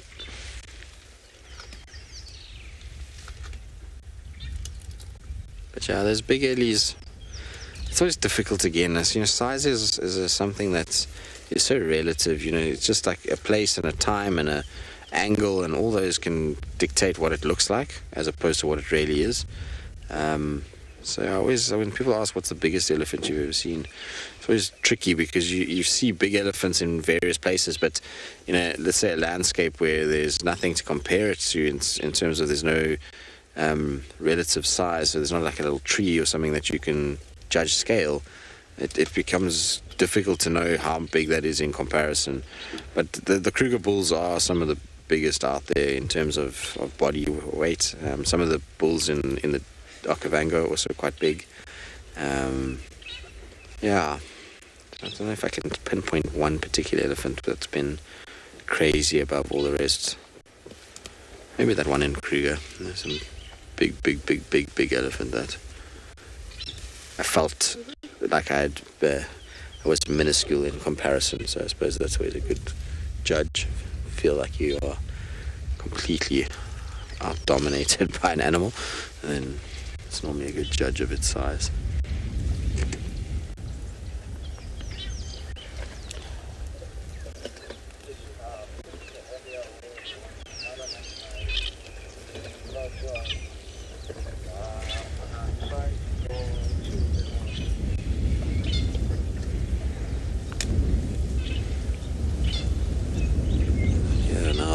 Just kicking up again. Fortunately, when we've got these frontal systems like this, we do get quite a lot of wind, and it will be needed to blow this all out before the sun comes out again. Well, no, things like elephants are quite happy in this kind of weather. They don't have the heat problem, so they're not suffering in this. The cold is particularly bad on young animals. So if it's an old animal that's been through a few seasons and its immune system is pretty strong, then they're fine. The cold is not great, but it's okay and manageable. But if it's newborn babies, they really struggle because they go from hot to cold, and that change in temperature produces shock. And it's not uncommon if we're in summer to have, especially like in the lambing season with the impalas, is to have these hot days that are 40, 42, 43, 44 degrees, sometimes even as much as 50 degrees Celsius out here. And then all of a sudden the next day it drops to 19. That severe drop in temperature causes those little bodies to go into shock, and you find, it can be quite regular, you can find little impala lamb carcasses just lying there. And that's normally due to extreme change in weather and a sudden cold drop. So yeah, but big animals like elephants and stuff, they don't really care too much for it. In fact, I'm sure they're a lot happier when it's like this as opposed to the really hot weather. It allows them to access food anywhere. They don't have to think about being in shady areas. They don't have to think about managing the heat with water. So we find that they are pretty happy in this kind of weather, but it's really the small antelope that struggle with this more than anything else.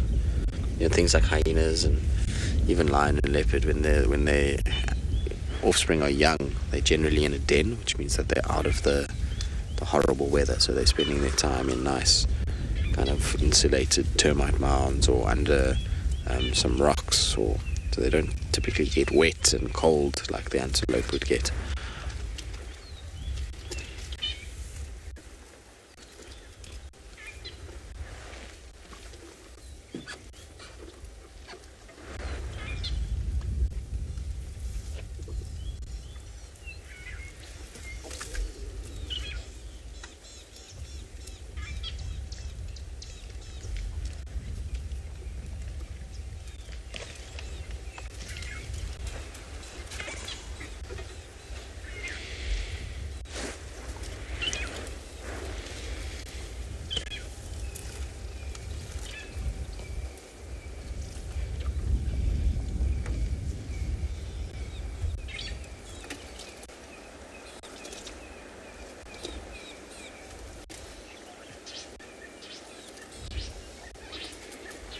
Seems like it's starting to lighten up a bit, doesn't it, David? It feels like it. I know it's gotten more windy and still very cold, but it definitely feels like the cloud is not as low hanging as it was earlier. So I'm hoping it's going to lift a little bit and some sunshine is going to make an appearance. It'd be nice to see the sun. It's been a couple days now. Pretty rank average weather.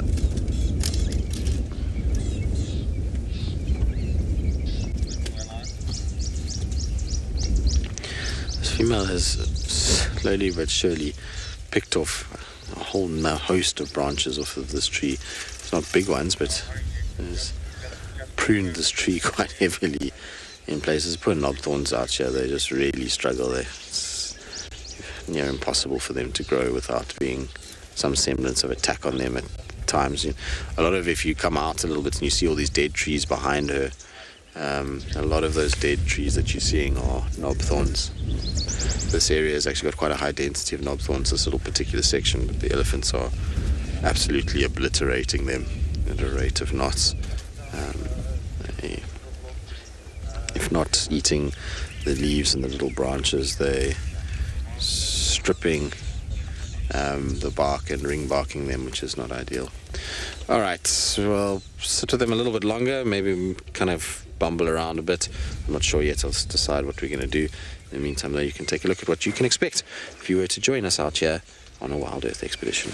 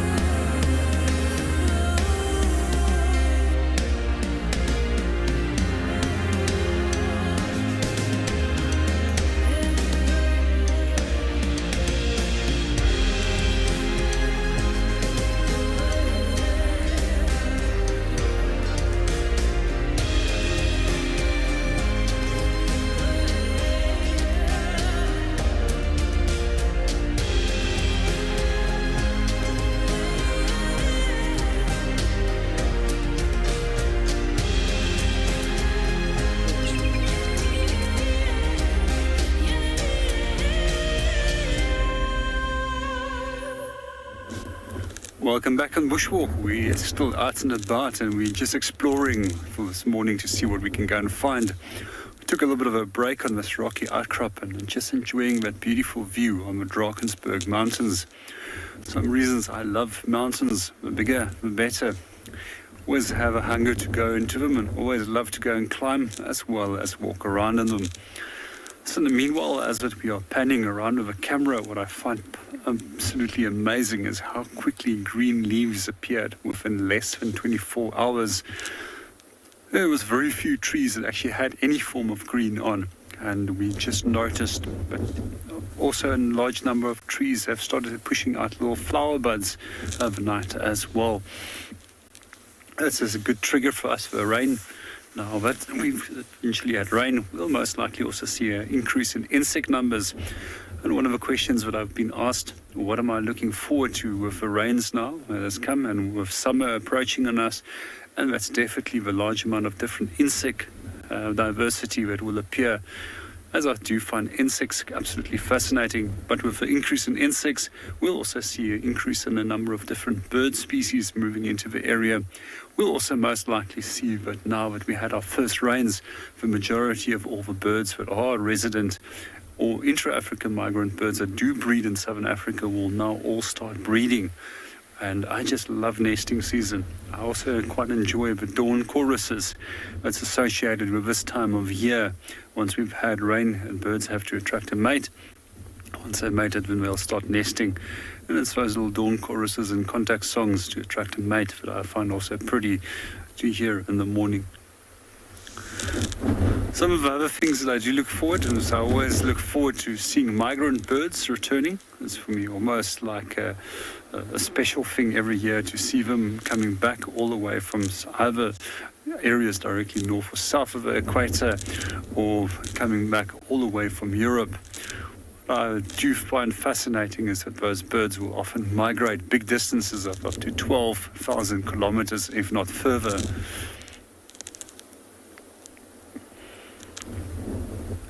Well, we're going to sit around here a little bit longer and see if there's anything interesting that we can find on this little rocky outcrop.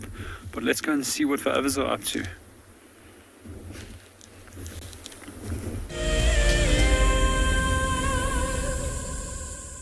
Volumes like bounced up hard, tiny little bit. Again, we're just sitting at interviews using one skill, the listening skill. Look at the vegetation getting ready to boom back into life. Naturally, the evergreen trees keep their leaves, of course, but the deciduous, they're going to wait until they get that first taste of moisture. It's almost like a dormancy when they're just waiting.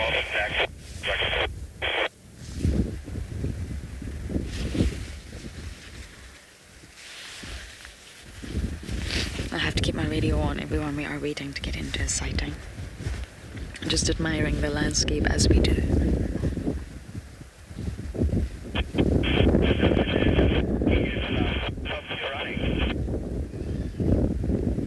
I stop and listen more than I ever did. When you're new here, you just want to keep driving, see what you can find, keep driving. But really, it's very beneficial to stop and just listen.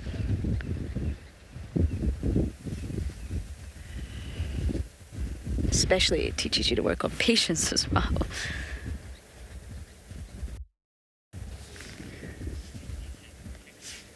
You'd be surprised at what you can hear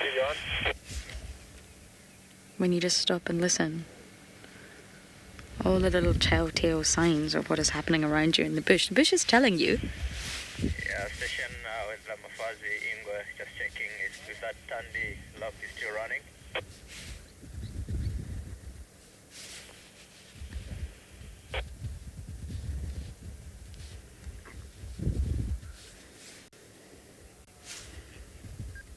The bush is telling you everything. You've just got to be in tune to listen.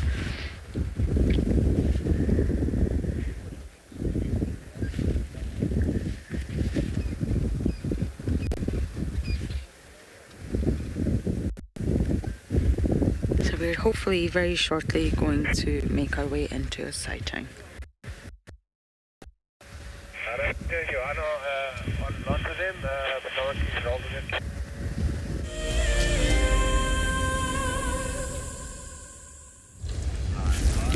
Still with the elephants, we're just on the radio now, catching up, trying to figure out what was going on. But it sounds like all the lions are up in Buffelshoek.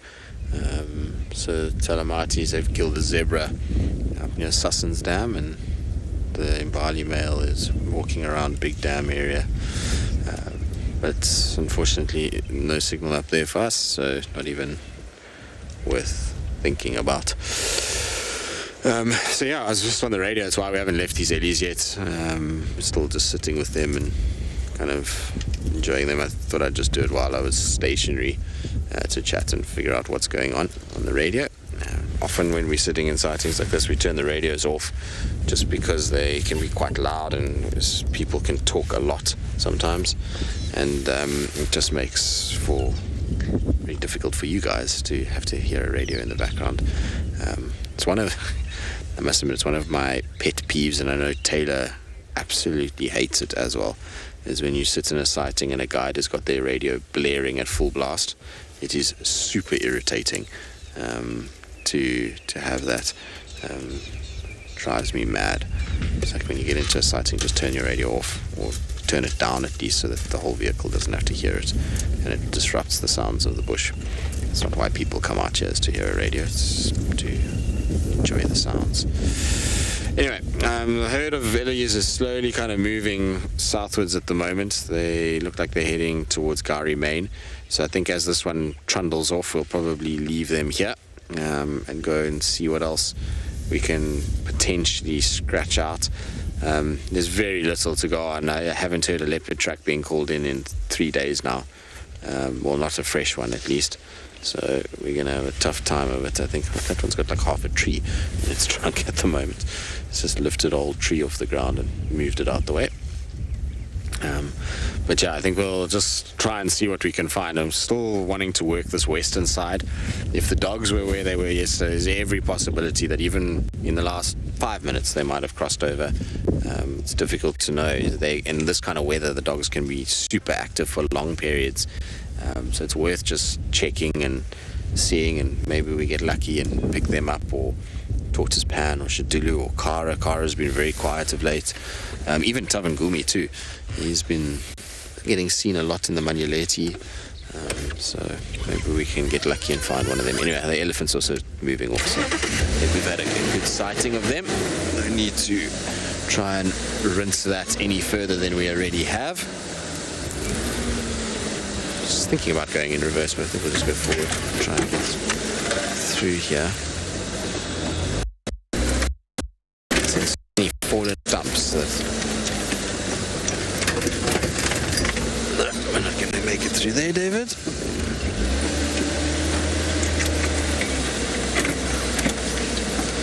Maybe this way around.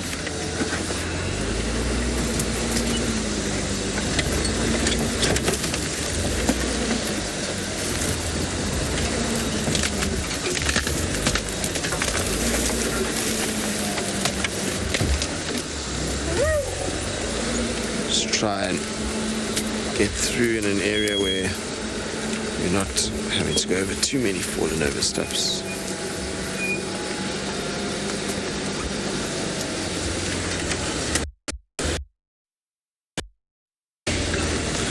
Most awesome and most scary elephant encounter.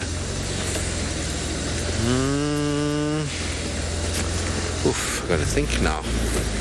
I mean, I've had a few pretty close calls with ellies, but all of them have been in camps, not in a vehicle with like sighting like that.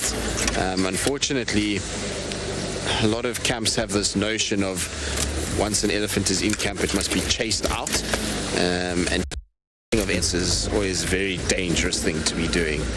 In fact, a number of the people I know that have been hit by elephants have been, and a lot of them actually have been killed by them, have been then trying to do just that, chasing an elephant out of camp. So I've had a number of quite scary ones with that, where it's been very close calls.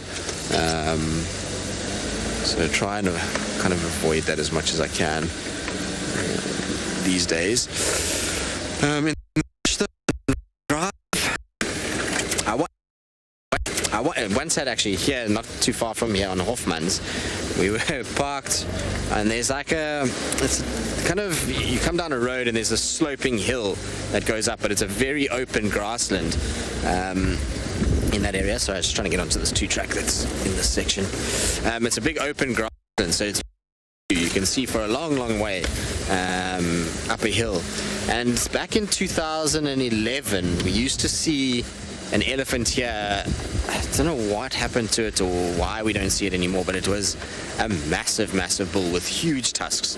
It had these beautiful, beautiful tusks that came down, and they would curl, and they would just come, but they were about that high off the ground, so they were massive. Beautiful, beautiful tusks that this guy had, but he was so grumpy. He never wanted cars anywhere near him, always had a little meltdown. And we were parked there, and I kind of, I guess, saw this big elephant on the walking along, and it's beautiful because it was on this big open grassland, and he was about 400 meters, I reckon, maybe 500 meters up this slope on the other side, and you can just see him coming down. And this elephant just turned and looked in our direction, and from there, it was just like a full charge from the unusual. Elephants at that distance normally don't care for you at all, unless you get a little bit closer. And he just came bombing straight down this hill towards us. Eventually had to kind of drive away, and had this massive big tusker like chasing us down the road. And it's a horrible road it's like this bumpy, undulating road, which is not ideal when you've got a 6-ton or 7-ton bull running behind you. It's not very pleasant at all. We managed to eventually kind of get away from him, and he stopped and then carried on. But that was it was awesome from a point of view of seeing this massive bull just coming through this grass down the slope. And then it wasn't so awesome when he got closer, and it was pretty imminent that he would smash into us and leave the area. So we got away quite quickly. Case. Pretty cool. What else have I had? I'm trying to think. There's been so many crazy elephant sightings that I've had. Probably the most amazing one, the best elephant sighting I've ever had is the one with Fang, which is the elephant we were talking about the other day, when she had that miscarriage. That was just the most phenomenal afternoon of elephant interaction and behavior that I've ever witnessed. The way that she kind of was moving, and eventually how she came right up against the vehicle, and she was kind of looping the vehicle with this big bull chasing her. And I must admit now, when I think back on it, it was like, in the moment it wasn't so bad because it seemed okay, but when I look back at it, and I've watched that footage a few times, things could have gone horribly wrong there for us. When a bull is chasing a cow and they're going around your car, it just takes one of them to just turn the wrong, and they can kind of clip you. But that was just the most fascinating experience. It wasn't scary, but it was just amazing in every shape and form. And then there's been there's lots of times where elephants have been a bit cantankerous and kind of come at us, which is an element of scariness to it, but it's like, nothing too major. I've been lucky. I haven't had any crazy bad elephant experiences like some other guys have had on vehicles. Like I say, in camps, different story. We're almost twice by elephants. Don't really do that kind of stuff anymore. Let's carry on and see. Like I said, we're lucky with dogs. It's on this west.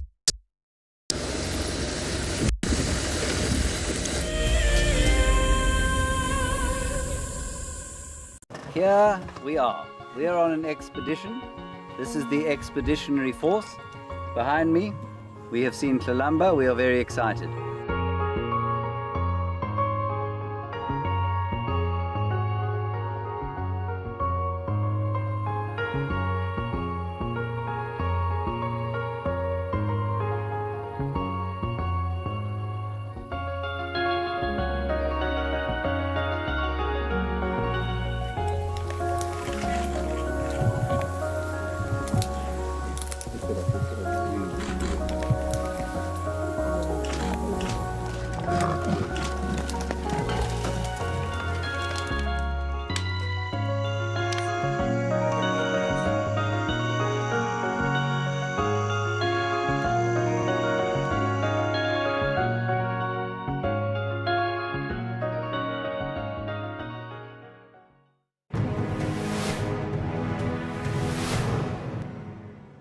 We had a very exciting start to our morning this morning. Today, it's our guided sunrise safari with Mike, and we started by looking at the moon through a telescope, which was incredible.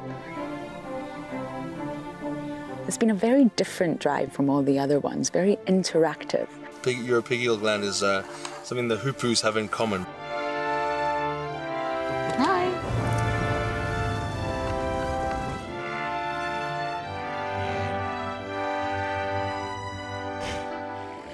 This morning's drive with Mike was thoroughly enjoyable.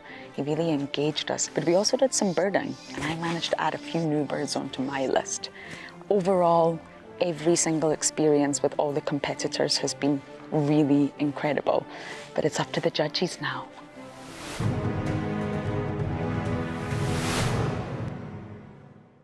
Looks like it's a very difficult climb because every time it tries to climb, the ground is breaking, so it slides down. But it's the only one. Look at that. That is the call of desperation with a cub. It's like, what are you doing, mommy? Oops. Oh. Expect the unexpected here on WildEarth daily.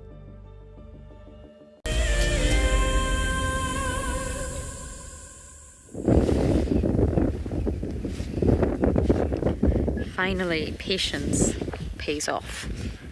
Hello, dear. I have missed you, dearest Tandy. You see how well she blends into the monotonous background? She almost looks yellow. She looks like someone's pumped up the colour hue on Photoshop or Lightroom. That winter coloration is completely different in summer when she blends into a different kind of background. Apparently Mareeps is here as well. I haven't seen him yet, but apparently they're both here. And we're on Cheetah, or east of Cheetah New Driveway in that block. I know many of you like to know the locations. I don't have a map of Cheetah, sadly. Can you believe it? They've never had a map for Cheetah, but we're east of the New Driveway, quite close to Gowrie. Excuse me.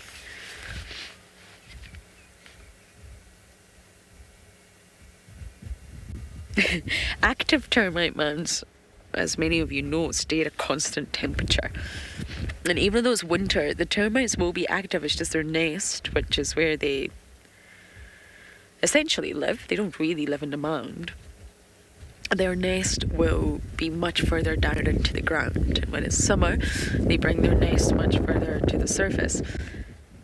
But termite mounds in winter for an animal can actually be a nice warm place to sit.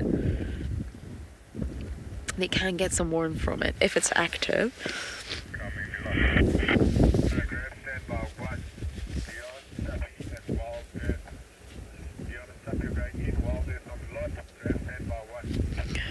I'm the only person here, so you keep my ear on the radio or I'll get in trouble.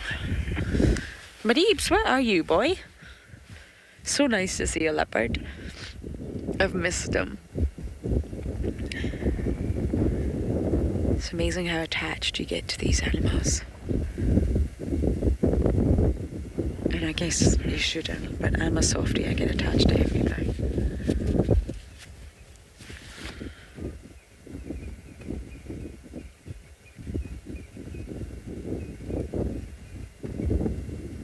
And if you think of how open the landscape is, it's so difficult for leopards to hunt in comparison to summer. It's so open, it leaves them really, really exposed. It takes a lot more energy, a lot more effort.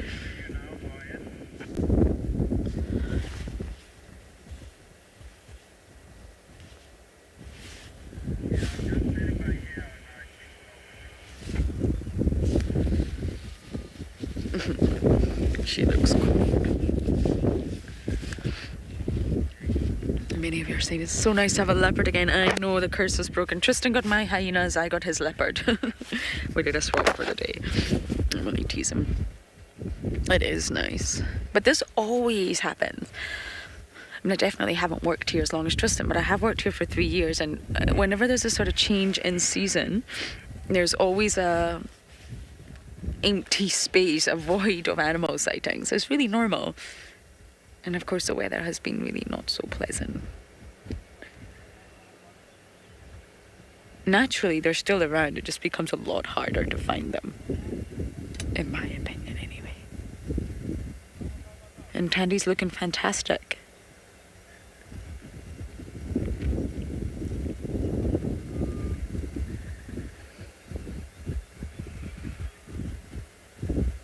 Don't you, girl?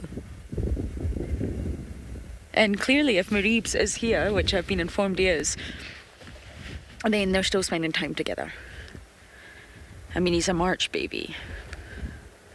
So I need to do my calculation again. So he's now 1 year and 7 months.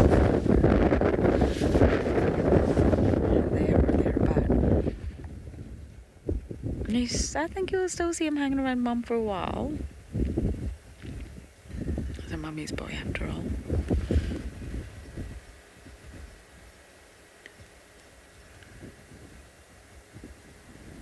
And it's also nice to know she's on Cheetah. I mean, she's very close to Gowrie Main right now. She could easily cross into Tortred. But as long as she's on Cheetah, it makes it very easy for us to spend time with her, or them.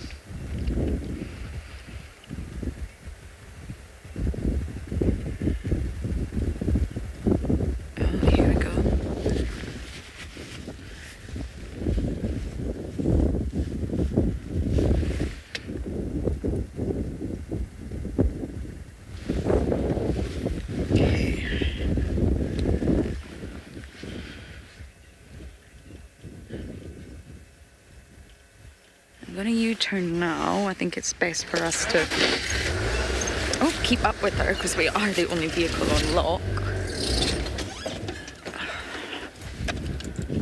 Or at least try to.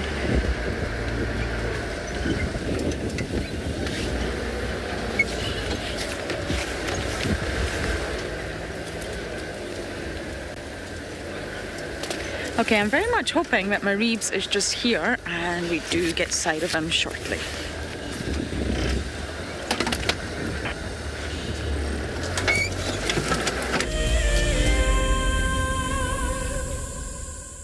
Well, nice that Lauren's got both of those two cats.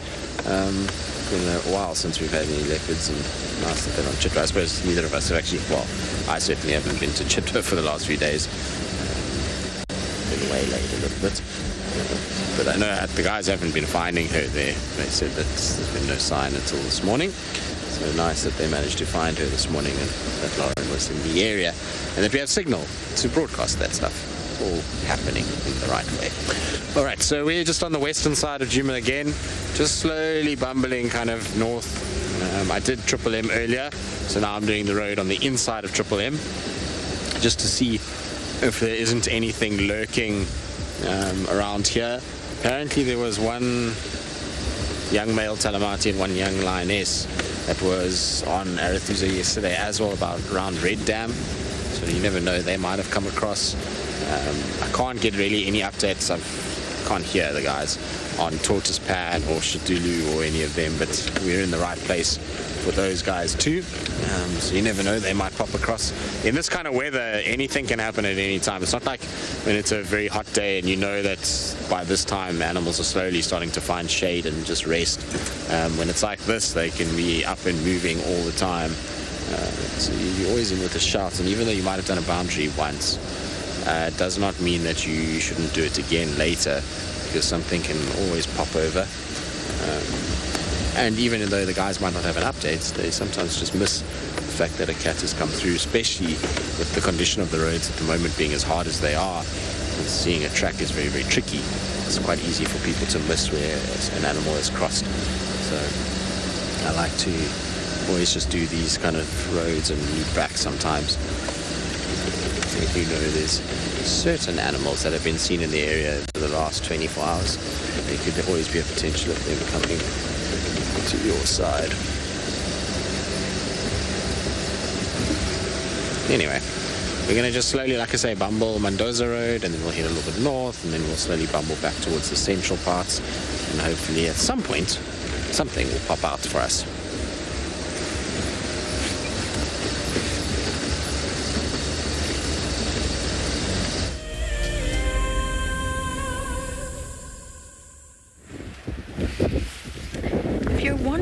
Why it's so difficult to find a leopard in these conditions, we are going to show you where Mr. Mareeps is.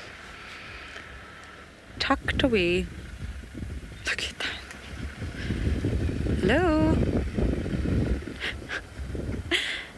That's Mareeps. Oh, there we are. We see you.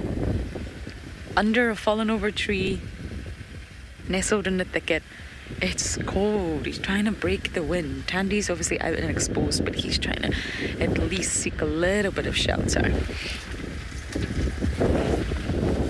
I mean, it's definitely not the easiest thing to do out here. How do you seek shelter?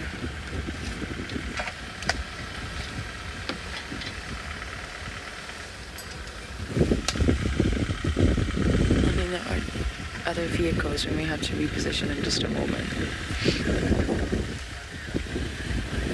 Let's just see where they decide to park. There we go. Isn't that adorable? And that's why it's hard to find them. They're also not so happy with the elements. I'm not happy with the elements.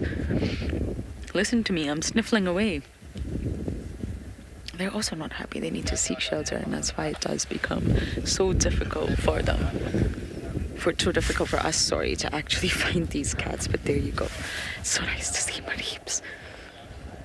And he's definitely leaning towards slowly becoming independent, but you can see here he's sitting about 7 meters away from mom.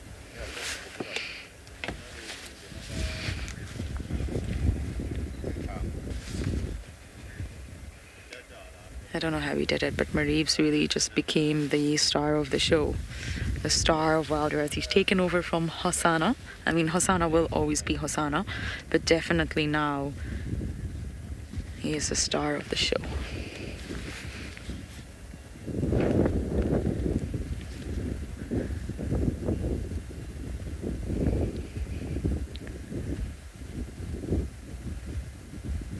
Uh-oh. That was a big sigh.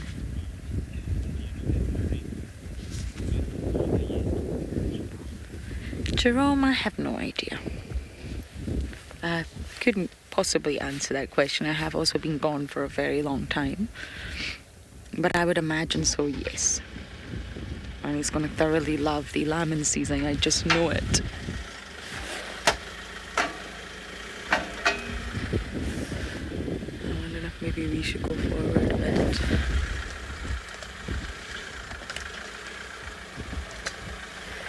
So yes, lambing season is going to bring a lot of joy to Mareeps, and I would imagine he has by now, yes.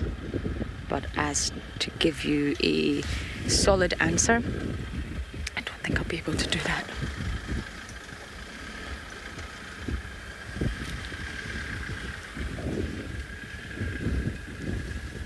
We're quite far east on Chitwa, really. I mean,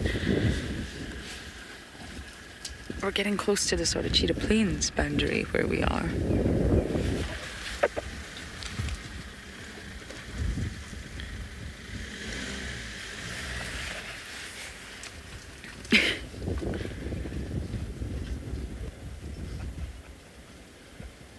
So unless you really find these animals mobile, or you find signs of them, which is naturally tricky when the ground is wet, it's a really tricky thing to figure out where they are. But the lucky thing is, because the bush is so thin, if they hoist their kill, then we'll definitely be able to see it from the road.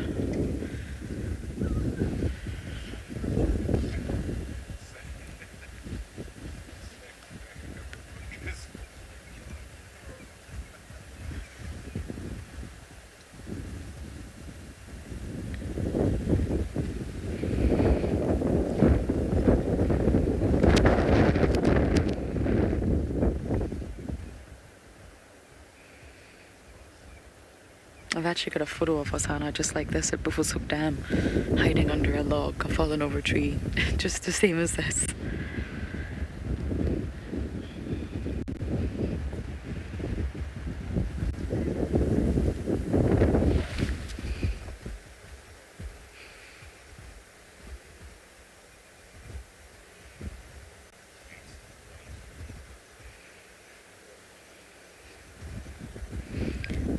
Rupert, sadly not. The sexes are very different in leopards. As in, the females do hand over a section of their territory, not at all, a section, to their daughters, their female offspring. Males, however, disperse, just like Hosanna. For those of you who maybe don't know him, that's okay. Many of you will know him. He was Karula and Tingana's son. And he My goodness, that cat gave us so much joy. He was just very, very habituated cat that just loved to be in and around our camp and always on the damn camp. I think we spent almost every drive with Hosanna, to be honest, and it came to that point in his life where he had to disperse. Males disperse for many reasons, but they have to find their own territory. They're not worried about females. They're worried about the males. They have to find their own spot. Right now, Mareeps could be in Mowati's territory or maybe even a bit of Quarantine's territory. So he doesn't belong there. When he becomes a fully independent territorial male, he can't possibly do that when he's in another male's territory. So he's got to go and find his own. He's got to roam the landscape, be independent, be nomadic for quite some time until he finally finds his footing, his paws. And he thinks, there's a space here. I can fill it. He may have to battle, he may have to fight. And then he finds his own little niche, and then he becomes territorial. And just like Hosanna, he'll start expanding and expanding and expanding, trying to get the biggest territory as possible in order to have more ladies. I think Mareeps is going to be quite the ladies' man.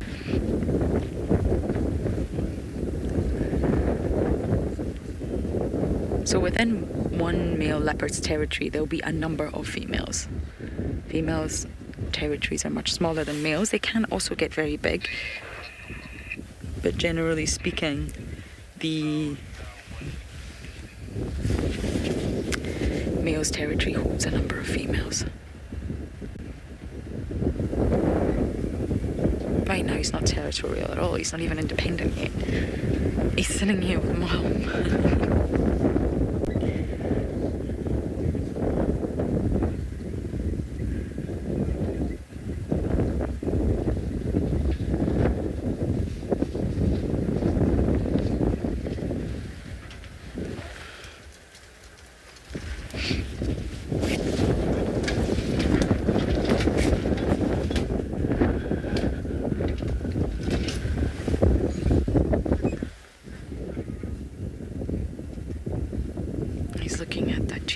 Vehicle. They're wonderful vehicles that are electric, so they're very silent, but I think I've noticed the animals don't entirely love it. It's not the vehicle's fault, it's just they're not used to it. Like, it's a big object with 4 wheels. It looks like a vehicle, but it doesn't sound like a vehicle. It doesn't smell like a vehicle. What's going on?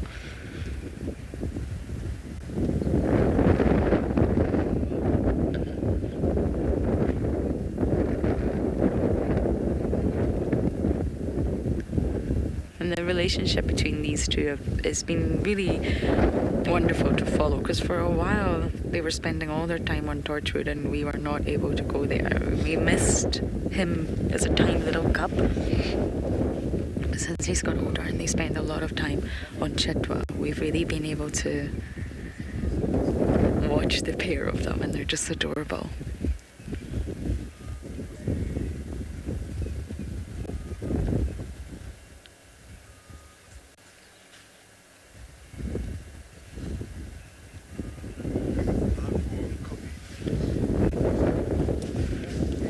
Elizabeth, you're saying Tandy's so sweet. Oh, she can be sweet when she wants to be sweet. I would say Tandy is more fierce, but I guess she can be sweet. You were saying you hope she has more babies. It's definitely not impossible. I remember when I first arrived, everyone was saying, Tandy's not going to have any more. Tandy's not going to have any more. And she's had plenty since then. She's actually had 2 litters. 2 didn't survive, and then she had the litter with Mareeps, and only one survived. Can you see? Do you want us to go forward? Okay.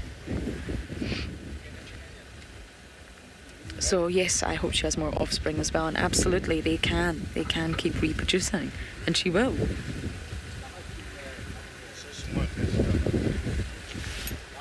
Tandy's fantastic. She is so fierce, and that's what I love about her. She's strong. I admire that, her strength.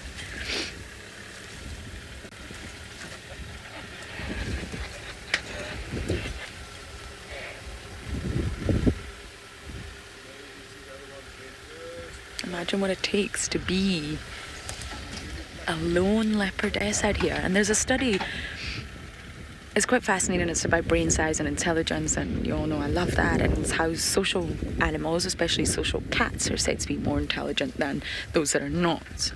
So, for example, the comparison they make is that lions are more intelligent than, for example, leopards because of the social dynamics and the interactions that they have and the decisions that they have to make makes them more intelligent. And I have to say I completely disagree with this, disagree with the line of thinking, and that's just my opinion. But I think they're both equally intelligent for different sort of reasons. Lions do interact, lions do socialize, they are aware of one another, they've got to recognize one another. It's just a different dynamic, but that doesn't mean that leopards are also not intelligent. Tandy's got to know her enemy, she's got to navigate on her own. No one suckles for her, no one helps her hunt, no one helps protect her. She has to do everything on her own. So I don't think it's possible to ever say that the social cats are the more intelligent ones. And I think they all are. They just have a different umwelt, they have a different phenomena. They navigate their landscape differently. But in order to survive, there has to be quite a high level of intelligence there, but that's just my opinion. You are welcome to disagree with me.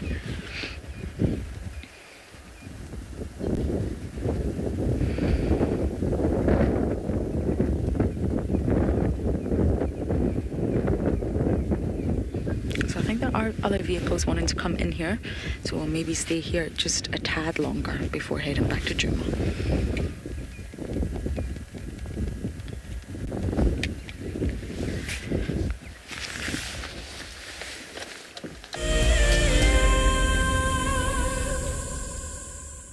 If you are a WildEarth explorer, then we are excited to announce that there is another unique prize for you to win.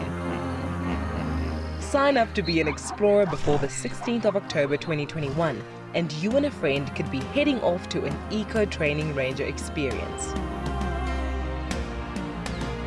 This 2-night opportunity offers a living and learning adventure where you will combine seeing incredible nature with gaining knowledge on how animals live in the wild. You will approach dangerous game on foot, learn how to track, do some 4x4 driving, and have an exclusive opportunity to join the WildEarth team behind the scenes on the live show. After each action-packed day, you will relax around the campfire and listen to the nighttime choir of animal sounds before you drift off to sleep. WildEarth explorers, it's in your nature.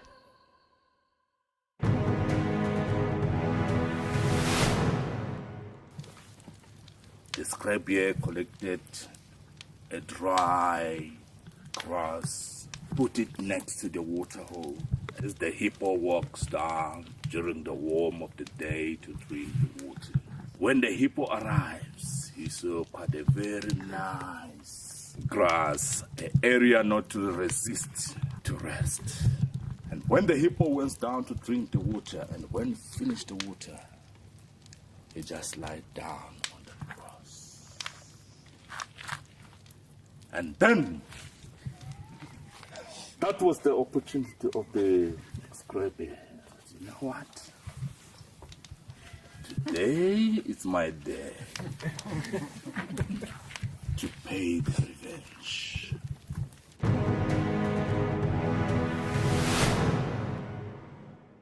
Okay, there's another big male coming in from our left here. Another big male, look at this. This is the one. Now you're going to see sparks fly, guys.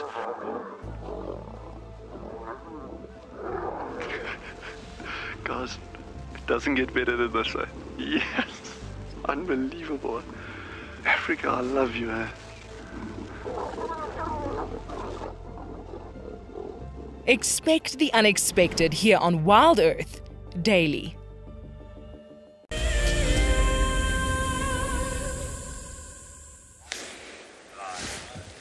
Well, we did have, I think, 5 in total to start with, but we're now down to just 2 white-backed vultures that were sitting on this dead tree. It's not really an indicator of much when white-backed vultures are sitting on trees like this. In weather like this, it really doesn't mean a whole lot here. They're often just sitting because they don't really have thermals to ride, and it's cold and just not great conditions for them at all. And so they sometimes sit in little groups together, whiteback vultures. It's not like yesterday. Yesterday when we had whitebacks with tawnies, or whiteback with bateleur, or whiteback with hooded, that's when you start to pay attention and start to check what's happening, and focus on, where they are and what they're doing. And when it's just these guys like this, you can see they're sitting and then they kind of fly off and do their own thing, and they don't really have much indication of food or anything like that below them. So I think it's safe to say that they're just parked off for the morning. I didn't notice them when we came past here earlier today, but that sometimes happens. I didn't come on this exact road. We were on Triple M, so it would have been a long distance view of them, but we should have probably picked them up. I think, I don't know, maybe the lay of the land would have meant that we didn't see this particular tree.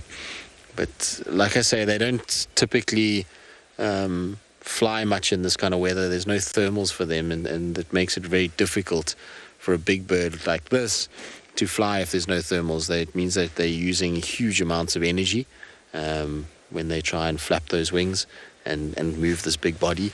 So much better for them to wait until the sun kind of comes up, and they're able to then use that to fly a lot more effortlessly and find the food that they need to find.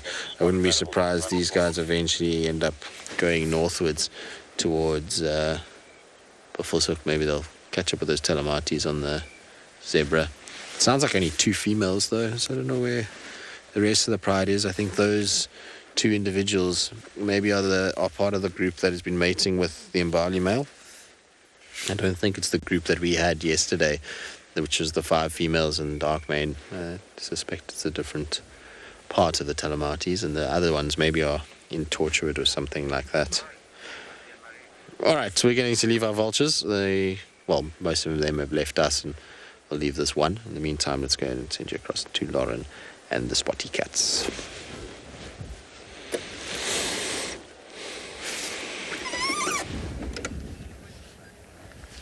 Our cats have not moved. Mareeps keeps sleeping, but then he wants to know what's going on. He needs to know what's happening. Look at that little bit of mouth. Oh.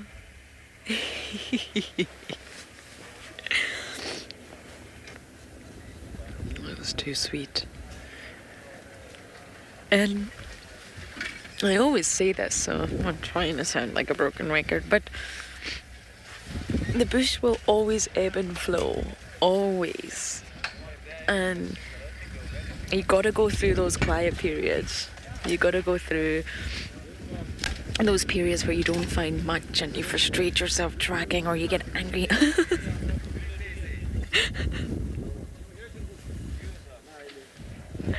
What's happening, Mareeps? Oh. You think that nobody can see you, huh?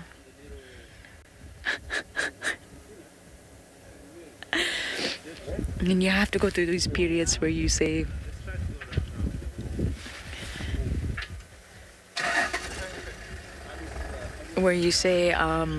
sorry, I was just... Do you want us to go forward? I feel like we're taking up all the room here. I made the wrong decision. No, I can't believe I made that decision. Why did I go east when I... Do you want us to go forward? Why did I go east when I should have gone west? Or you get frustrated at yourself. And it was actually Jamie Patterson that told me to expect those days. You will make the wrong decisions. You will get annoyed at yourself. I saw that. I should have followed that. Or I knew the lions were there. Why didn't I go there? But you need those days because it teaches you to be better out here. And then you get sightings like this that are just so adorable. Mother and son sitting next to each other. Well, 7 meters apart.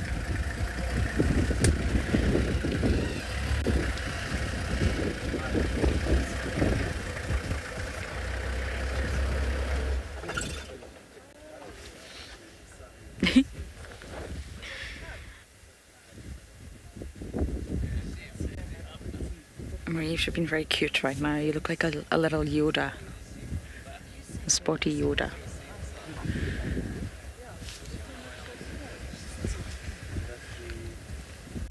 But I think we may leave shortly. being here quite some time. Other vehicles will want to come in, but we can just make the most of being with them right now.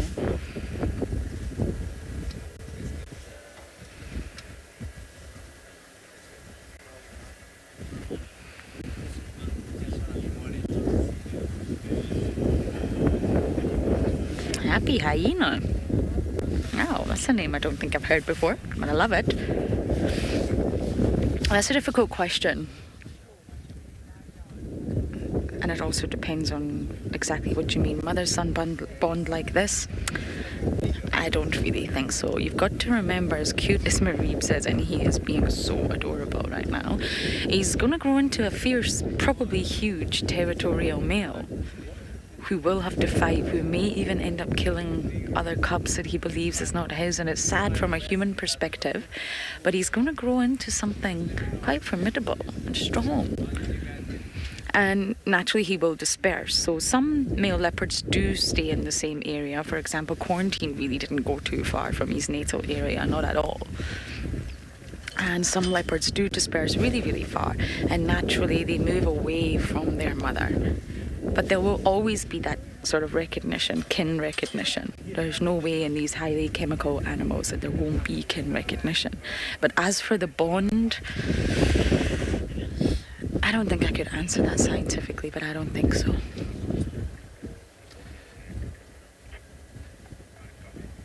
He wouldn't harm her. But I don't think there would be that sort of close bond that they have right now. He relies on her heavily.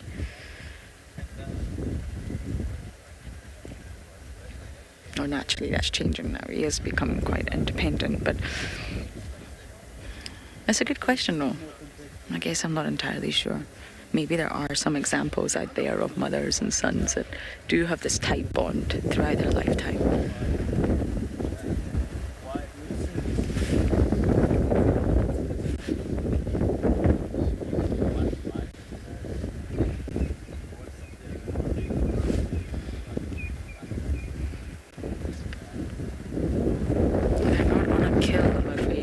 Snoozing, but hopefully it leaves a little bit of promise for this afternoon and Tristy can finally get his leopard fix.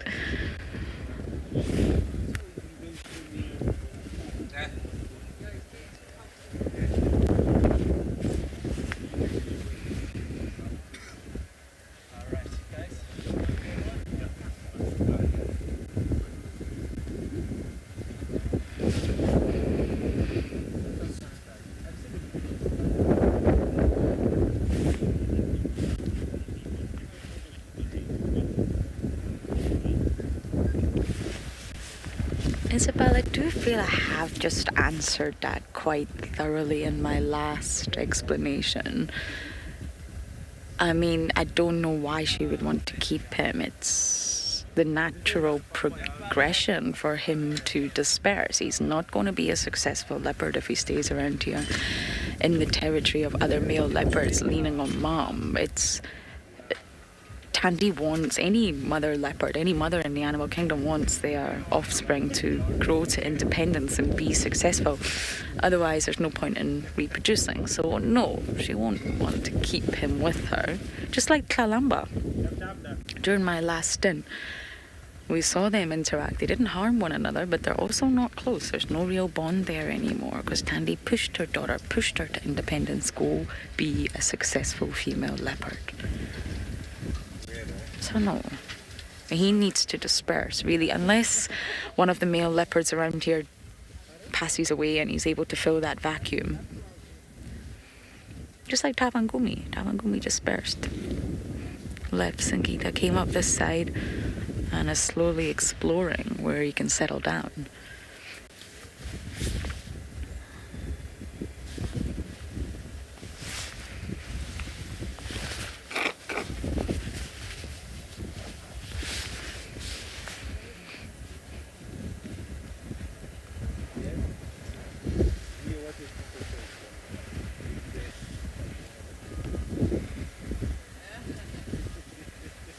So nice to see them. I've only been back a few days, but I did miss spots. And I got two of my favourite. We even had Swazi earlier. And I believe Tristan had ribbon and gwazi and comet. They seem to be hanging out quite a lot regularly. Comet's a big fan of ribbon. Okay, I'm gonna get on the radio, find out the situation, if there's a line-up, and see if we can stay with this pair a little bit longer. Operating for 27 years, Eco Training is the pioneer and leader in safari guide and wildlife training in Africa. WildEarth has been working closely with Eco Training to promote the safari guide industry and create awareness for its importance. This is why, for 1 month only, we are offering all WildEarth viewers an opportunity to receive a discount on an Eco Training safari guide course. Contact Eco Training today to find out more, and remember to quote Eco Wild Live to receive your discount. Welcome back on Bushwalk. Yeah, we just came out of that Eco Training promo, and if you do come and join us on the course, we also teach you how to identify plants and trees. We also teach you about a few interesting things about them, and these include both cultural, medicinal, and some practical uses. And the plant that I'm looking at over here at the moment is a member of the asparagus family. Quite often they go by the name of catnail or wild asparagus, and the name catnail in Afrikaans is derived from the sharp little thorns that we see over here. That's an adaptation to protect it against potential browsers. I find this plant pretty interesting, and it's one of the first plants to actually be grown at the Dutch East Indian Company gardens at the Cape in the 1650s, when it was established as a halfway station to support ships on their way to India. Also, one of the other things I do find particularly interesting about this plant is that one of my trackers that I used to work with many years ago used to quite often go and find this plant, dig up the roots, use it as a strengthening tonic for provincial stamina. There's a few other interesting plants that we're just going to quickly move around. One big tree directly behind us over here with a smooth bark, or smooth coppery coloured bark. This is one of the corkwood species. It's also a tree that is quite often practically utilized for a number of different things. Out of a survival aspect, the roots are often dug up and made into a pulp and then utilized as a porridge, but also to gain necessary moisture if you are in need of water. We also see that quite often some of the species of corkwoods are used while the resin is boiled and then it's made into a soap to wash clothing. It also quite often has a lot of aromatic aromas to it, and for a few thousand years already, these been used for a wide range of medicinal purposes. And myrrh and incense, which is one of the gifts which was given by the three wise men, is one of the things that's been derived from these trees as well. Those of you who have joined us for the first time, I've been asked quite a few times in the last few days, is there any trees that can survive after elephants have uprooted them? And this is one of the very few trees that can actually survive to a degree, and it will start resprouting and reshooting once it's been pushed over. Hence the Afrikaans name kan nie dood, which means cannot die, because of being such a hardy tree. I'm not sure if there's any other questions that anybody has that they would like to ask that's specific about the area or about any of the plants, insects, or things that we can find over here.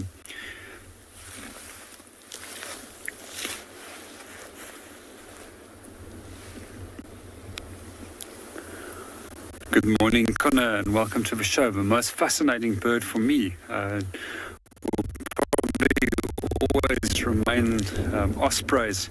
However, I haven't seen an osprey right over here. I just love the way that they fish. And unlike the African fish eagle that flies towards the water, skims the surface and grabs surface-breathing fish in its talons, this bird is adapted by actually diving and plunging directly into the water and then grabbing the fish. So both the African fish eagle as well as the osprey has got spines on their feet, And we also find that the osprey can manipulate the movement of its toe to actually provide a better grip even onto that slippery prey that it has just caught. And what we also see is that both of these species will then generally turn directly into the wind and then fly off. In terms of insects, I find all insects fascinating. And I was also asked recently what is the most complex of all insects in terms of social organization, which we have here in Pridelands. And termites is always the one that comes to my mind. I do find them absolutely fascinating, as that they've got a king, a queen, workers, soldiers, and then elates, which is a reproductive termites, which we seem to always fly off. These are also quite often incorrectly called flying ants. Although termites are not related to ants, they are more closely related to cockroaches. Ants tend to be more closely related to bees and wasps. And then in terms of my other all-round favorite group of insects will always be dung beetles. I absolutely adore watching dung beetles and seeing them rolling off little pieces of dung and going burying that in the ground.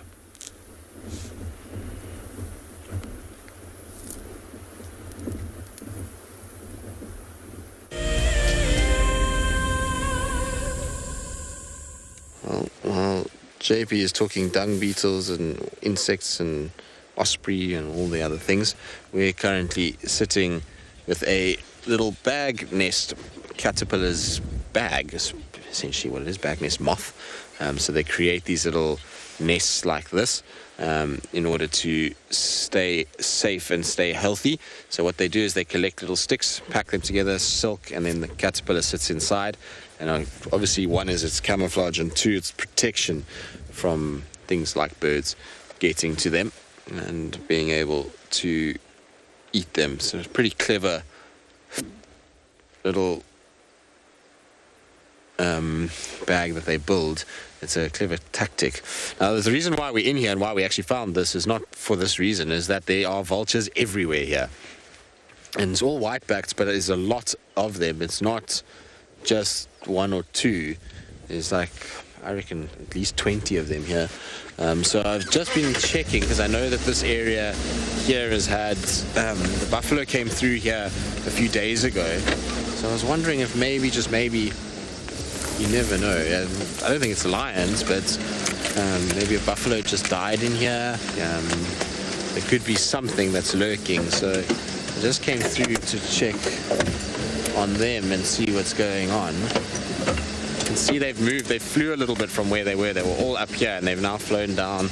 But they're in all these trees across this whole block. And like I said, this is where we had the buffalo the other day. They were all lying up in this area. So I don't know if it's just that reason. I can see one vulture there. Then in front here, there's 2, 3, 4, 5, 6, 7, 8, 9, 10, 11, 12, 13, 14 of them. And more arriving all the time. So I just want to check carefully in this little block just to see if we don't have something lurking in here.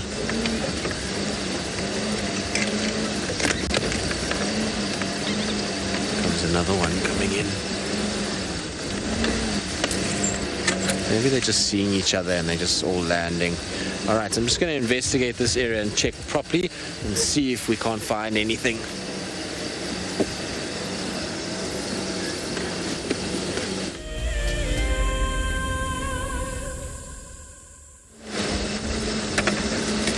Well, no luck so far. We've got lots of vultures around, but no sign of anything that's dead. And like I said, when I say a lot of vultures, I mean we've got vultures stretched from behind me here, all the way around, in front of me, in front here, behind me over there. So something feels like is up. I don't know what. They are all whitebacks, and I know earlier I said if it's just whitebacks, it's not necessarily something happening. But it's just too many of them together and sitting quite spread at the moment. Don't see this many vultures together unless something is afoot. So yes, we are looking in this area. This is exactly where the buffalo were lying the other day when we had them. So I wonder if maybe a buffalo just didn't die in here somewhere.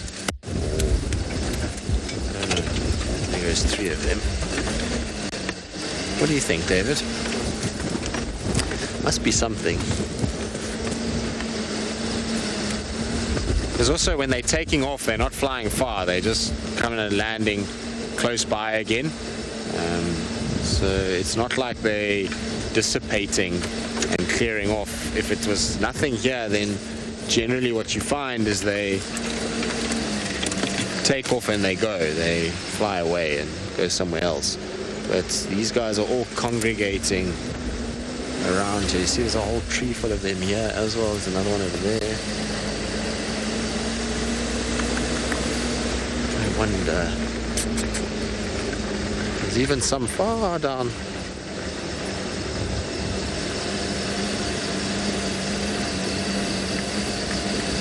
If we don't find anything now, it would be a good place to come back to this afternoon, just to double check again. Because if the vultures are still here this afternoon, then we know for sure that there's something that is dead here and needs to be investigated. Now, normally if the vultures are in the trees, then it means that whatever is dead is being fed on by something and stopping the vultures from getting. You see, there's more on top here as well. There's got to be something here.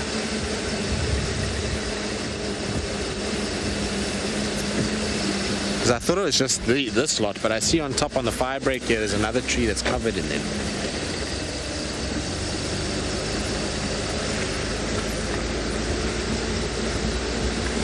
I don't see any tracks for anything. It would be nice if we had the tracks for lions that would indicate maybe something. Do you see there's another tree up there that's got them?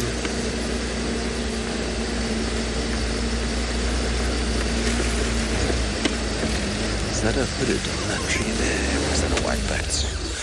Just want to check quickly. There's a tree that's far down.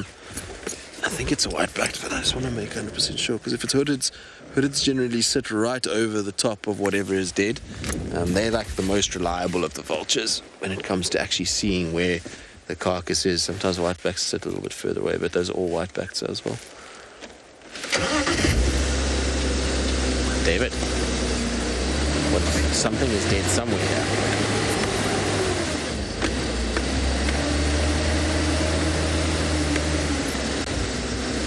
Denise, no, not really. They don't typically follow an animal that is close to death. They often don't really know. As long as the animal's moving, then it's not really being followed. See, there's another 2 here. So yeah, no, not really. They only will, once an animal's dead, is when they congregate. They're not going to waste their time and energy following an animal that's dying. And also, how would they know? You know, an animal might just be a bit injured, or it might just be walking slowly. It's difficult for them to determine that an animal is about to die from the air. So yeah, I've never seen it. Maybe one day it will happen, but I've certainly never seen it. Definitely down in that dip there somewhere, and it's right where those buffalo were. And you know, the problem is because of how cold it's been, there's no smell, so there's no, you know, the meat wouldn't have rotted very much. It will stink if you're right close by it, because that would be now just over, it will be 2 days old if there's a dead buffalo in there. But because it rained the night and then the whole of yesterday, it won't smell too much at all.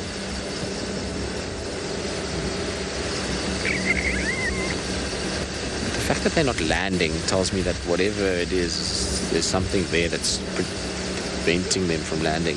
Just in terms of those vultures following things, sometimes you'll find them congregate like this if they see a pride of lions lying down somewhere. And they sometimes congregate a little bit around lions, but not as heavily as this.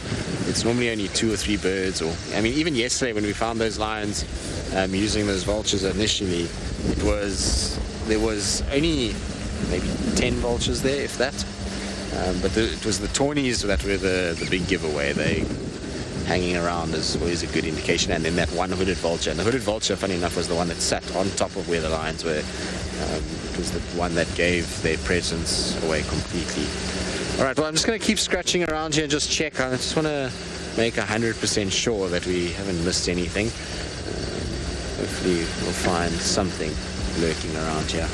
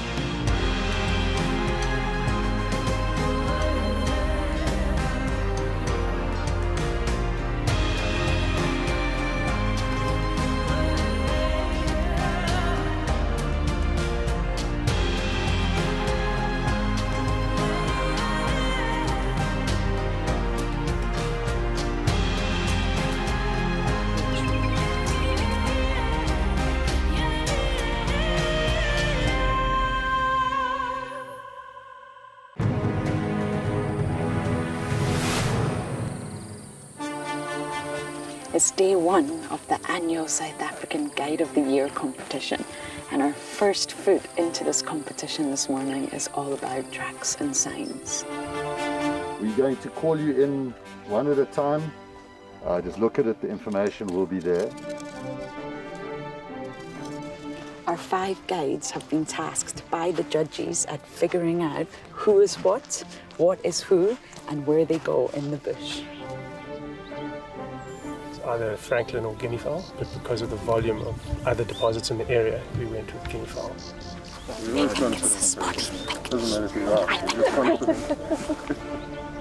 Detailing the surrounding that you need to look out for tracks.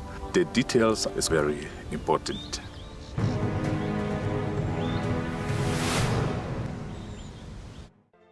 I've seen something I've never seen here before. Look at these cubs. One is crossing the river. It's being washed away, unfortunately, but I'm sure the mother is going to save her. Look at that. How beautiful. Look at that. One crossing, 2 to go.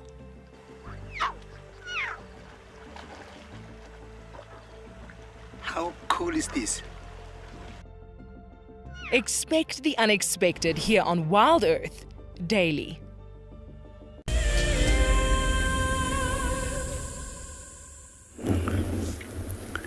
Welcome back on Bushwalk. This morning we were discussing how elephants can be left or right tusk orientated.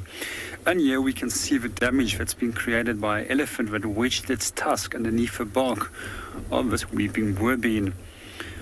We also see in response to the damage that has been created, the tree also started exuding resins.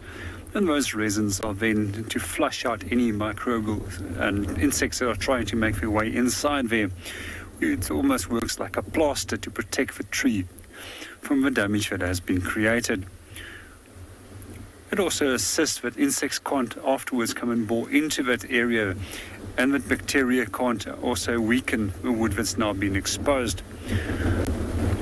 It's not the only animal that will damage trees. Quite often we actually see that elephants will ring bark this whole section of a tree, and then the trees can no longer transport nutrients and minerals to the upper part.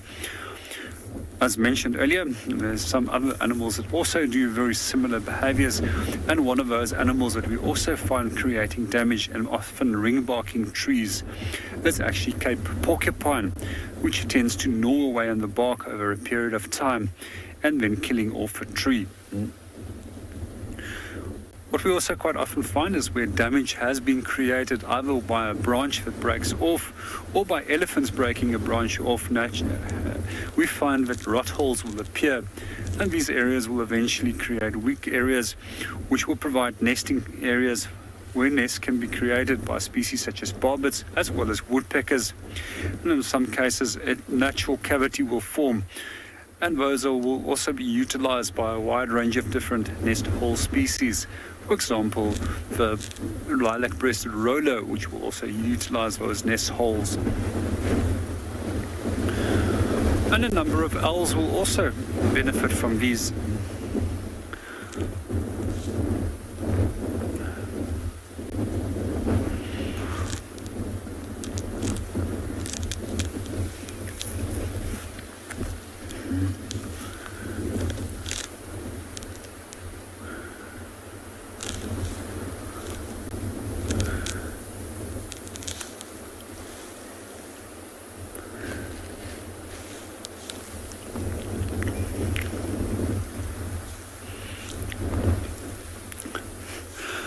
Good morning, leopard lover, and welcome to the show. With regards to your question of black-footed cat, it's a species that occurs to the western half of South Africa and generally in arid environments. It's also one of the smallest cat species in South Africa, and as far as I remember, it's also the second smallest cat species worldwide. The chances of actually seeing one in the Kalahari is pretty good. However, I've never seen one in myself. In Afrikaans, it's also referred to as a meershooptier, which means a termite mound tiger, as it resembles a small little tiger looking like a cat, but often associates with termite mounds.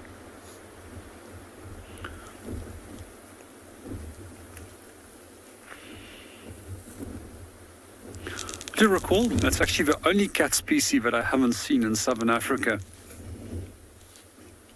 Some of my other favorite small cat species, which we do find out here, is African wildcat, which is actually the ancestor to the domesticated cat.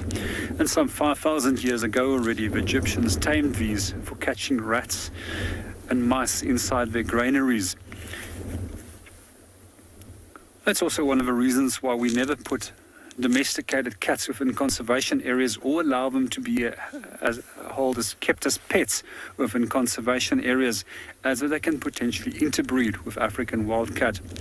Some of the other cat species or smaller cat species which we do find quite often in this area is caracal. I recently actually caught one on a camera trap quite close by to where my house is. And then serval is another cat species, or a smaller cat species which we do find in this area. But none of them are actually quite common. Well, we're going to hang around our little outcrop for a little bit longer. Let's go and see what Lauren is up to.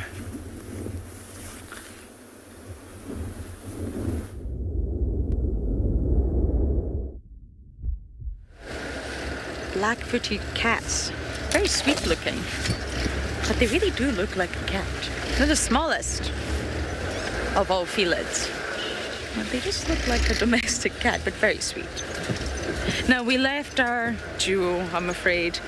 It gets very, very busy in the east, and there was a lineup. People have not seen a leopard in quite a few days, so you can imagine they're itching to see a leopard. So we did leave them, but it was so wonderful to spend this morning with them. Hopefully they'll still be around this afternoon. One hopes. So we're slowly just heading back in to Juma now and seeing if we can pick up on anything else.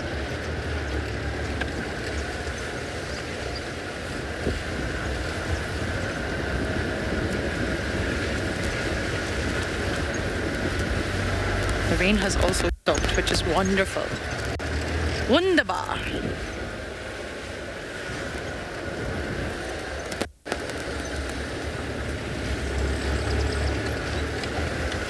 There are tracks going off-road in there. I wonder what happened in there.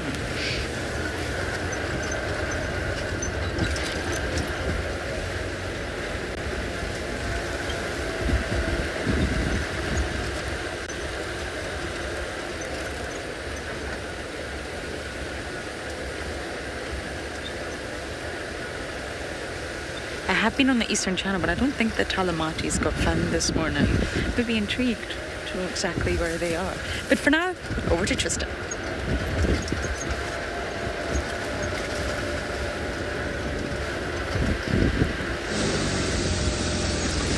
Well, no luck with these vultures. They all took off and they've all come and landed back down again. So I think what I'm going to do is try and come back this afternoon, and if they're still here, then we know that something is afoot. But I mean, I checked everywhere where there were vultures that were sitting under all those trees and those in that kind of ring where they were. Couldn't see anything. Yeah, so I don't know. Maybe it's just that they've all accumulated together because of the weather. So if they're still there in the afternoon, then we know something is definitely up and that there is something. If you want to enter here, I can reverse out and maybe take your position on the other side. Around. It'll be interesting because, you know, as the day gets on, and it should warm up slightly, not a lot, but a little bit, and enough for them to take off and go. Then I think we'll kind of know if they're here in the afternoon, then there should still be something around. Because it's difficult these days because you've got lots of fragmented things in terms of lions. So we know yesterday there was apparently one of the sub-adult males from the Talamatis and one female on Arethusa. So they could potentially be here and may have made a kill in there. We know that there's 2 females that are on the zebra kill inside Buffel's Hook. There's the Mbali male. We know Darkmane was with 5 females yesterday. Central Juma, so they could also be here. We also know that there's the old lioness, so she could be moving around on her own. It's difficult to kind of pinpoint what could cause that number of vultures. Generally not leopard. Leopard won't attract that kind of attention, and the reason why is that they normally hide their kills. So they'll drag their kill in underneath something or get it up into a tree. And the vultures won't really come into that. You might see 1 or 2, but not that kind of congregation. That's normally reserved for dogs or lions, depending on each one. It could be dogs that ran through. I haven't seen any tracks for them though to indicate, and that pack's quite big. So unless it's the 4, possible. Tracks are not easy to see today, so it is possible that the dogs maybe walked through and maybe made a kill there. I don't know, just hypothesizing. We'll have to come back this afternoon and double check, but I couldn't find any tracks on any of the roads around that block to indicate something being in there. There's a couple of hyena tracks, but nothing major. It's not like a ridiculous number of tracks going in and out. It also indicate that there's a big carcass in there, so I don't know. Let's just see. The afternoon will bring some answers to our questions that we have this morning. Maybe I'll go during the day and go and walk that block and see if I can find anything. See how energetic I'm feeling. At the moment, though, it's cold, so we're going to head home and try and get warm first before we do anything like that. Also try and refuel the tank in terms of having breakfast, given that we've been awake since 4:30. It's time to go and fill up the stomachs. Hey, David. David's very excited about breakfast. You're always excited about food, David. Oh, yeah. Alrighty. It's that time of the day, though, unfortunately, that we say goodbye to all of you. Hopefully you guys had a good morning, enjoyed seeing some hyenas and some elephants and some leopards and JP on bushwalk and doing all of the things that he does. Looks like it was a fairly productive morning, all things considered, and weather taken into account. So, from all of us, it's been an absolute pleasure, and we look forward to seeing you this afternoon on our sunset safari.